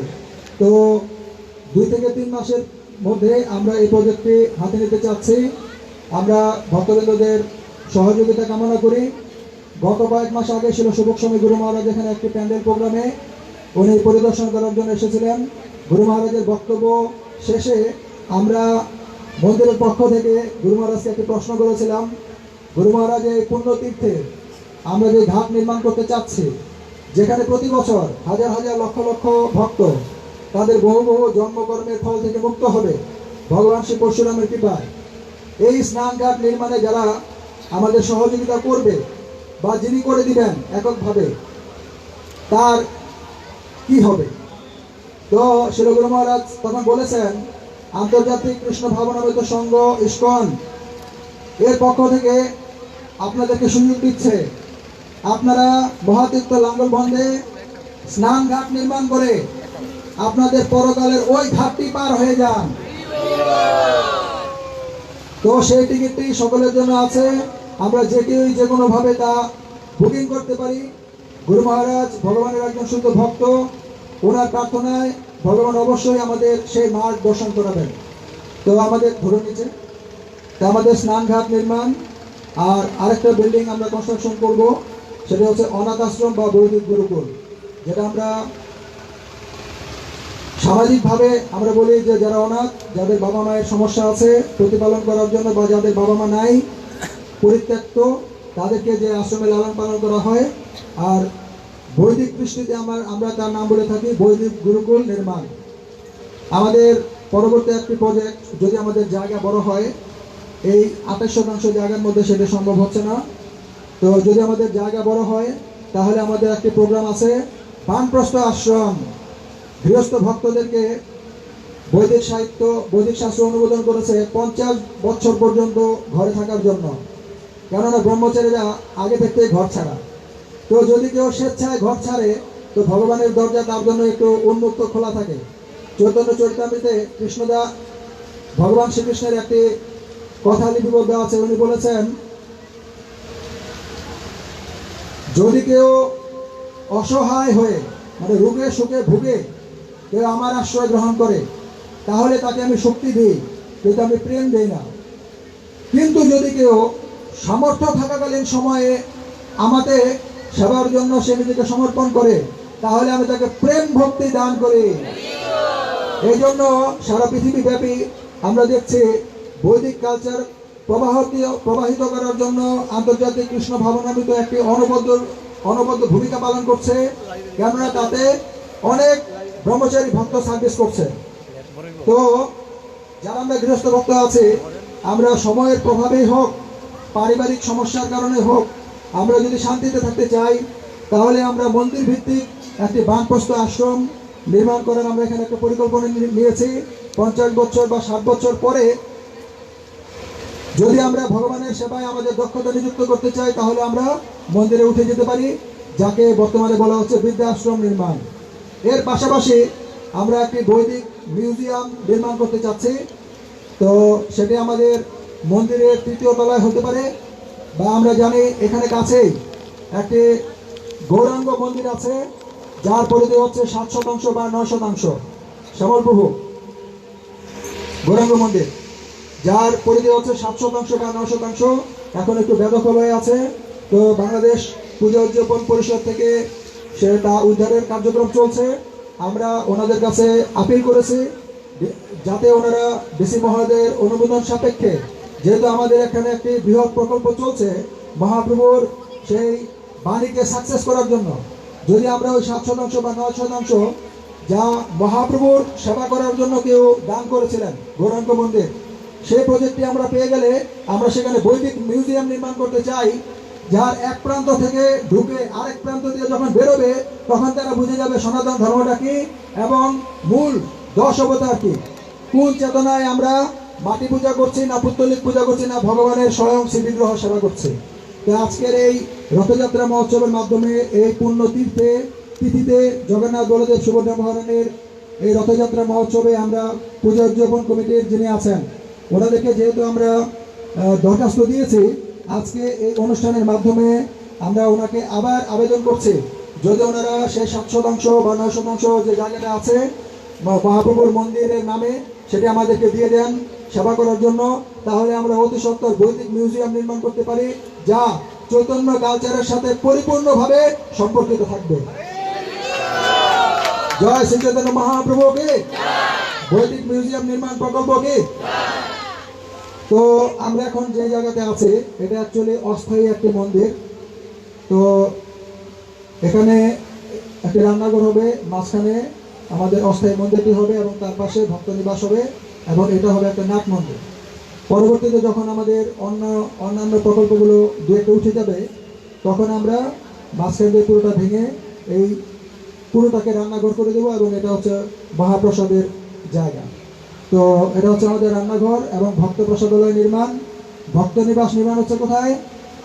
শিলপ্রপাত ঘাটের উপরে 5 তলা, এবং সামনে গাড়ি পার্কিংয়ের জায়গা এবং তীর্থের মাটি ও জল সমন্বিত শ্রী চৈতন্য মহাপ্রভুর চরণ পরিক্রমা, যা আমরা স্বামীবাগ মন্দিরে এবং অন্যান্য বড় বড় মন্দিরে আমরা দেখি। মহাপ্রভুর চরণ পরিক্রমা করা হয় বিভিন্ন তীর্থ এবং মাটির জল দিয়ে 108 পাদানের দ্বারা। তো আমাদের এই প্রকল্পগুলোতে আমরা সমবেত ভক্তদের মধ্যে, এমনকি যারা অনলাইনে আমাদের সাথে আছেন, তাদের আত্যন্তিক সহযোগিতা আমরা কামনা করি, যাতে আমরা পরিকল্পনা নিয়েছি এই দেওয়াটা ছাড়ার আগে তা আমরা সম্পন্ন করতে পারি এবং ভগবানের অশেষ করুণা সকলের মধ্যে আমরা বিতরণ করতে পারি। তো এখন আমাদের মাঝে রথযাত্রা সম্পর্কে তো আমাদের কিছু বলার সময় নিয়েছেন বাংলাদেশ পূজা উদযাপন কমিটি বন্দরের সাধারণ সম্পাদক শ্যামল প্রভু। আসুন। তারপরে আমাদের মাঝে আলোচনা করবেন ডক্টর মৃন্ময় চক্রবর্তী প্রভু। হরে কৃষ্ণ। আমি আগে দুঃখিত বলে নিলাম শ্রদ্ধেয় স্যারের আগে একটু বলার জন্য, যেহেতু আমাদেরকে প্রভু বললেন এখানে আমাদের গৌরাঙ্গ মহাপ্রভুর 9 শতাংশ জায়গা আছে, এটা আমরা জানি, আমরা এটা নিয়ে কাজ করছি, ওনারা দরখাস্ত দিয়েছেন। আমি আপনাদের ভক্তদের মুখে বলে যেতে চাই, এটা একটা তীর্থস্থান, মহাতীর্থ, যেটা আমাদের নেতৃবৃন্দ বলে আমাদের অতিথিবৃন্দ বলে গেছেন। আমার সর্বোচ্চ চেষ্টা থাকবে যাতে এই জায়গাটাকে আপনাদের কাছে হস্তান্তর করতে পারি। এবং আপনাদের জ্ঞাতার্থ একটু বলি, এটা আপনাদের যারা জানেন, আপনিও জানেন, কৃষ্ণকান্ত প্রভু যখন থেকে শুরু করেছেন আমার বাংলাদেশ পূজন পরিষদ আপনাদের পাশে, সেই শুরু থেকে কিন্তু আমি আপনাদের পাশে আছি। এবার প্রতি বছর যখন স্নান উৎসব হয় আপনাদের ঘাটের জন্য বস্তা ব্যবস্থা করে দিয়েছি। এবার আমি স্থায়ীভাবে এখানে একটি নবীন জলকূপের ব্যবস্থা করে দিয়েছি, যেটা এখানে সর্বসময় থাকবে, এবং বিশেষ করে যে কোনো অনুষ্ঠানে যখনই আমাকে ডাকেন আমি কিন্তু সার্বক্ষণিক খোঁজ খবর নিয়ে যাতে অনুষ্ঠানকে সুন্দর এবং সার্থক করা যায় আমি আপনাদের পাশে আছি। আমি যতদিন থাকবো আপনাদের পাশে থাকবো, সর্বোচ্চ যতটুকু সহযোগিতা লাগে আমার এবং আমার পাশাপাশি প্রশাসন থেকে আমি সর্বোচ্চ সহযোগিতা আপনাদের করে দিয়ে যাবো। এবং এই 9 শতাংশ জায়গার ব্যাপারে আমাদের কাগজপত্র নিয়ে যা যা করা লাগে দরকার হলে আমাদের আজকে আমাদের ইনু মহোদয় কিছুক্ষণ আগে ফোন দিয়েছেন, স্যার আসলে স্যারকে আজকে দেখিয়ে দিব যে স্যার এই জায়গাটা নিয়ে আমাদের ঠিক আছে, আপনারা জায়গাটা ক্লিয়ার করে দিয়ে যাতে আপনাদের কাছে আমরা হস্তান্তর করতে পারি।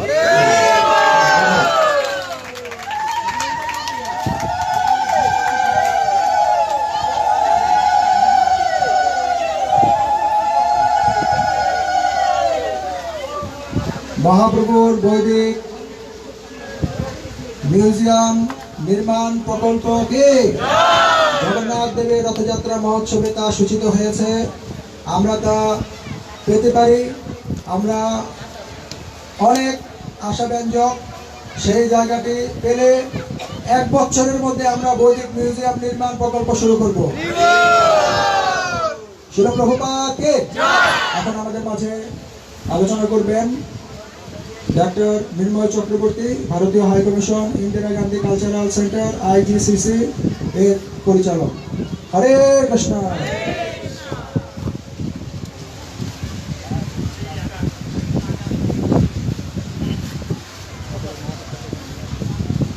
मन्नाथ श्री जगन्नाथ मदगुरु श्री जगद्गुरु मदात्मा श्री भूतात्मा तस्मै श्री गुरुवे नमः।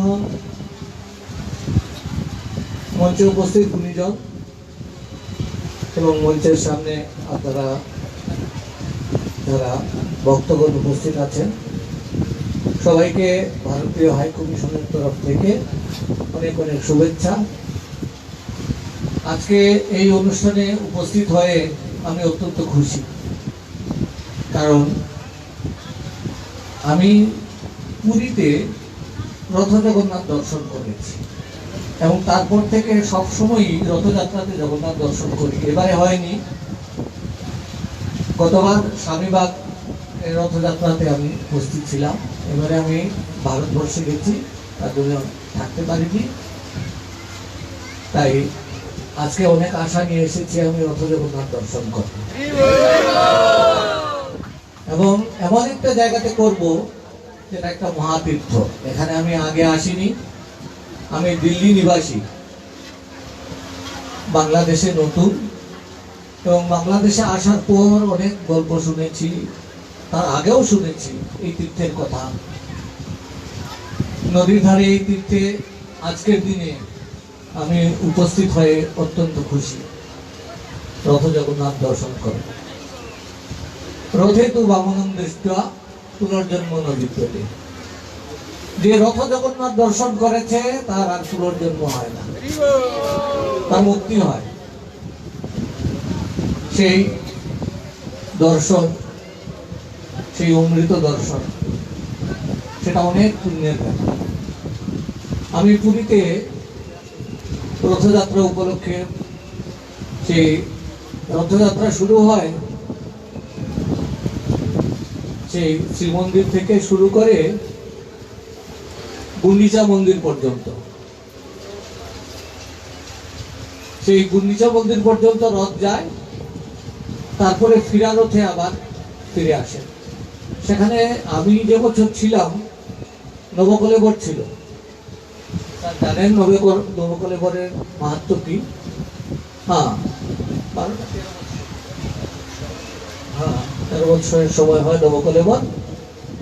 তখন আবার নতুন করে বিগ্রহ, মানে জগন্নাথ বলরাম সুভদ্রার বিগ্রহ স্থাপিত করা হয়, এবং সেই নবকলেবর হলো রথযাত্রার মধ্যেও অনেক বেশি ইম্পর্টেন্ট, অনেক বেশি মাহাত্ম্যতা।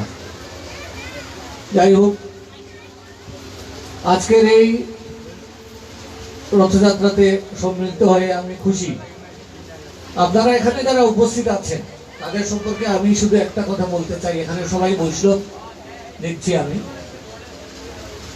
যে আমরা গৃহী মানুষ, তো গৃহী হয়েও আমরা কিন্তু ভক্ত। সবাইকে আমি মনে করি, আমি নিজেকেও ভক্ত বলে মনে করি, এবং গৃহী হয়ে ভক্ত হওয়াটা কিন্তু অনেক কঠিন ব্যাপার। আপনারা জানেন, বোধহয় সেটা নারদ পুরাণের গল্প, আমি ঠিক বলতে পারছি না কোন পুরাণ থেকে, যে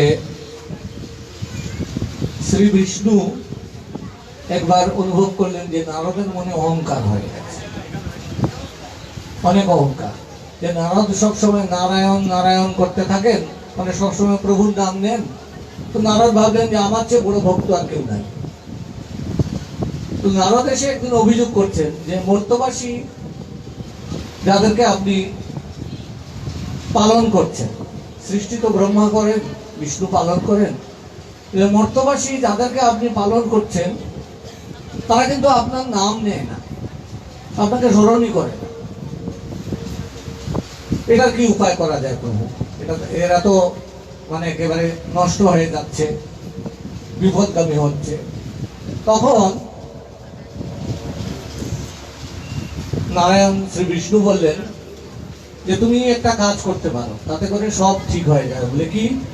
বলে একটা ঘটিতে, ঘটি মানে একটা লোটা আমাদের দিকে বলে, একটা ঘটিতে পরিপূর্ণ করে জল দিয়ে দিলেন এবং বললেন যে এই ঘটিটা ঘুরিয়ে নিয়ে আসো মর্ত থেকে, পুরো মর্তে সেটা ঘুরিয়ে নিয়ে আসো, দেখবে সব ঠিক হয়ে যাবে। কিন্তু একটা জিনিস খেয়াল রাখবে, যেন ঘটি থেকে এক বিন্দু জল এদিক সেদিকে পড়ে না যায়। তো নারদ সেটা ঘুরিয়ে আনলেন। তারপরে বিষ্ণু জিজ্ঞাসা করলেন, তুমি আমার নাম কতবার নিয়েছো এই সময়ের মধ্যে? বলে প্রভু আপনার নাম তো আমি নিতে পারিনি, আপনাকে স্মরণ করতে পারিনি। বলে কেন? বলে আপনি যে কাজ দিয়েছেন যে ঘটির থেকে এক বিন্দু জল যেন এদিকে সেদিকে না পড়ে, সেটাতেই আমার দৃষ্টি নিবদ্ধ ছিল। আমি সেটা মানে অত্যন্ত যত্ন করে সেটা খেয়াল করছিলাম, তার জন্য আপনার নাম নিতে পারিনি। তখন শ্রী বিষ্ণু বললেন যে সেই রকমই পৃথিবীতে আমি যারা মানুষকে আমি পালন করছি, তাদেরকে এত কাজ আমি দিয়ে রেখেছি, তাদের অনেক অনেক দায়িত্ব, মা বাবার দেখাশোনা করা, বাচ্চাদের দেখাশোনা করা, সামাজিক দায় দায়িত্ব আছে, তার অনেক কাজকর্ম করতে হয়। তার মধ্যেও যদি তারা একবার আমার নাম নেয়, তাহলে ভেবে দেখো তারা বড় ভক্ত না তুমি বড় ভক্ত। কারণ তোমার কোনো কাজ নেই, তুমি এমনিতে ঘুরে বেড়াও। তো যারা সেই পরিবার জীবনে থেকে, গৃহী জীবনে থেকে একবারও প্রভুর নাম করতে পারে, তারাই আমার সবচেয়ে বড় ভক্ত। আবার প্রভু বলছেন এক জায়গাতে আছে, আর জানবেন সেটা, যে নাহং তিষ্ঠামি বৈকুণ্ঠে যোগিনাং হৃদয়ন চ মদ্ভক্তা যত্র গায়ন্তি তত্র তিষ্ঠামি নারদ। মানে আমি বৈকুণ্ঠেও না, যোগীদের অন্তরেও না, আমি সেইখানেই যেখানে আমার নাম সংকীর্তন হয়। আজকে এখানে এসে আমি উপস্থিত হয়ে শুনলাম সেই নাম সংকীর্তন। উনি আমাকে বলছিলেন আপনি কি এখানে থাকবেন না ওখানে যাবেন? আমি বললাম না, আমি এখানেই থাকবো। এখানে দাঁড়িয়ে নাম সংকীর্তন শ্রবণ করেছি, খুব ভালো লাগলো। এই নদীর ধারে, এই উন্মুক্ত বাতাসে নাম সংকীর্তন শুনে কিছুটা সময় অন্তত প্রভুর নাম স্মরণ করেছি। এখন ব্যাপার হলো যে বৈষ্ণব কারা, তার আচার আচরণে দেখে বোঝা যাবে সে বৈষ্ণব। তার বৈষ্ণবের ক্যারেক্টারটা কি, তার চরিত্রটা কিরকম হবে। এটা বলছেন যে ত্রিনাদপি শুনিছেন তরুরবি সহিষ্ণুনা অমানিনা মানদেন কীর্তনিয়া সদা হয়ে। সবাই জানেন আপনারা। তো মন থেকে প্রথমে অহংকার দূর করতে হবে, যে আমি বড়, আমার চেয়ে বড় কেউ নেই, সেটা করলে চলবে না। যাকে কেউ সম্মান দেয় না, তাকেও যে সম্মান করে, এইভাবে কীর্তন করে, নাম কীর্তন করে, নাম নেয়, সেই বৈষ্ণব, সেই প্রভুর ভক্ত। আজকের এই রথযাত্রা অনুষ্ঠান আয়োজন করার জন্য ইসকনের যারা যুক্ত আছেন, সেই প্রভুদের প্রতি আমার শ্রদ্ধা জ্ঞাপন করছি।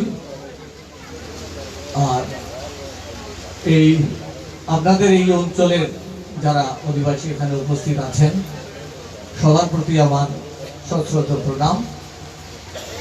ভারতীয় হাই কমিশনের তরফ থেকে সবাইকে শুভেচ্ছা জানাচ্ছি। আমি বক্তব্য দীর্ঘ করছি না, সবাইকে প্রণাম জানিয়ে এখানে শেষ করছি। নমস্কার। হরে কৃষ্ণ। ধন্যবাদ জানাচ্ছি আমরা সুশীলিতা চৈতন্য আশ্রমের পক্ষ থেকে ডক্টর নির্মল চক্রবর্তী প্রভুকে অনেক সুন্দরভাবে, অ্যাকচুয়ালি আমাদের অনেক বিভিন্ন পরিস্থিতিতে উনি বা সমস্ত অতিথিগণ আমাদের সাথে আছেন, তো এটাই আমাদের অনেক বড় কিছু। অ্যাকচুয়ালি আমরা যাকে বলে বিপত্তি, বলা আছে কারো হয় পৌষ মাস, আবার কারো হয় সর্বনাশ। এই বৃষ্টি হচ্ছে জগন্নাথের অশেষ করুণা।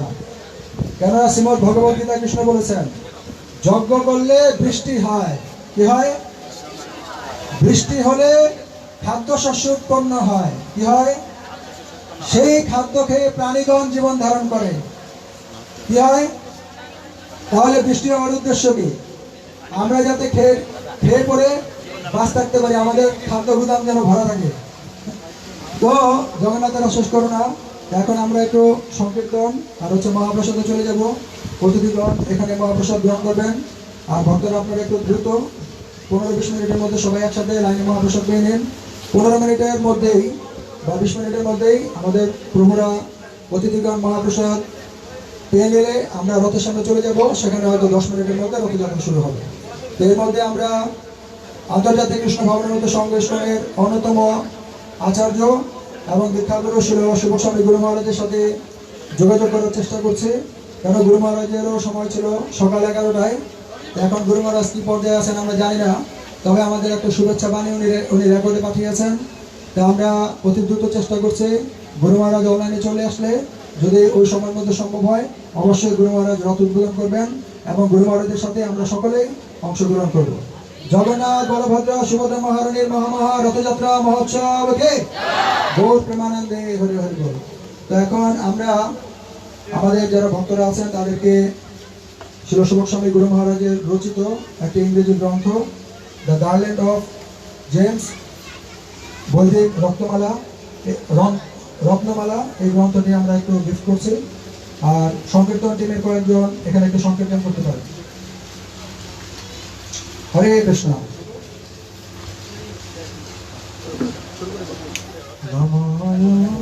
विष्णु पदाय कृष्ण पृष्ठाय भूतले श्रीमते भक्ति वेदांत स्वामी निधि नामिने। সবাই কীর্তন করুন।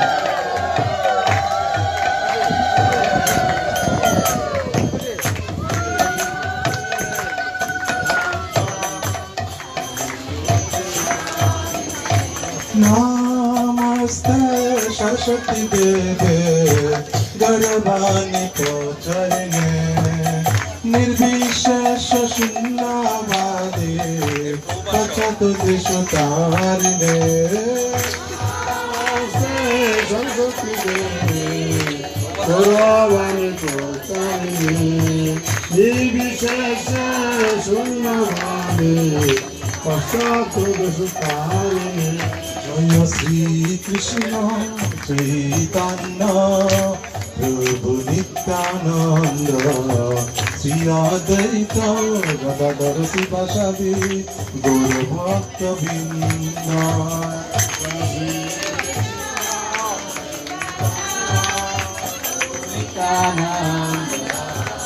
श्री अद्वैत गदाधर शिवासादि गौर भक्त वृंद। हरे कृष्ण कृष्ण कृष्ण हरे हरे हरे राम राम राम हरे हरे। हरे कृष्ण আমরা এদিকে নামতে দেওয়ার জন্য সকলকে রিকোয়েস্ট জানাচ্ছি। প্রভুরা এখন এখানে মহাপ্রসাদ পাবেন, কয়েকজন ভক্ত সংকীর্তন করবে। আপনারা সকলে ওইখান থেকে লাইনে মহাপ্রসাদ গ্রহণ করুন। মহাপ্রসাদ পেতে পেতে আমাদের সাথে সংকীর্তন করবেন। সময় 15 মিনিট। জগন্নাথ বলদেব সুভদ্রা মহারানীর রথযাত্রার মহাপ্রসাদকে শ্রীল প্রভুপাদকে গৌর প্রেমানন্দে। গণযোগী আপনি লিখ করুন।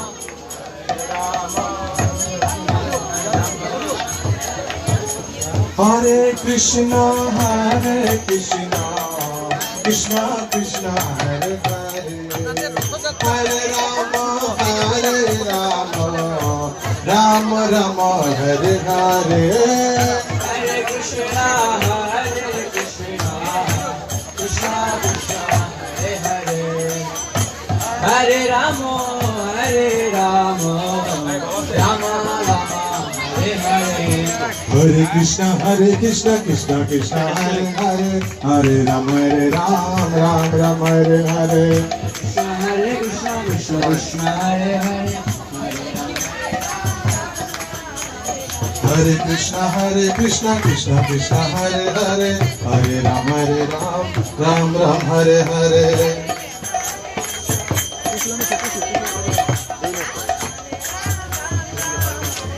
हरे कृष्ण कृष्ण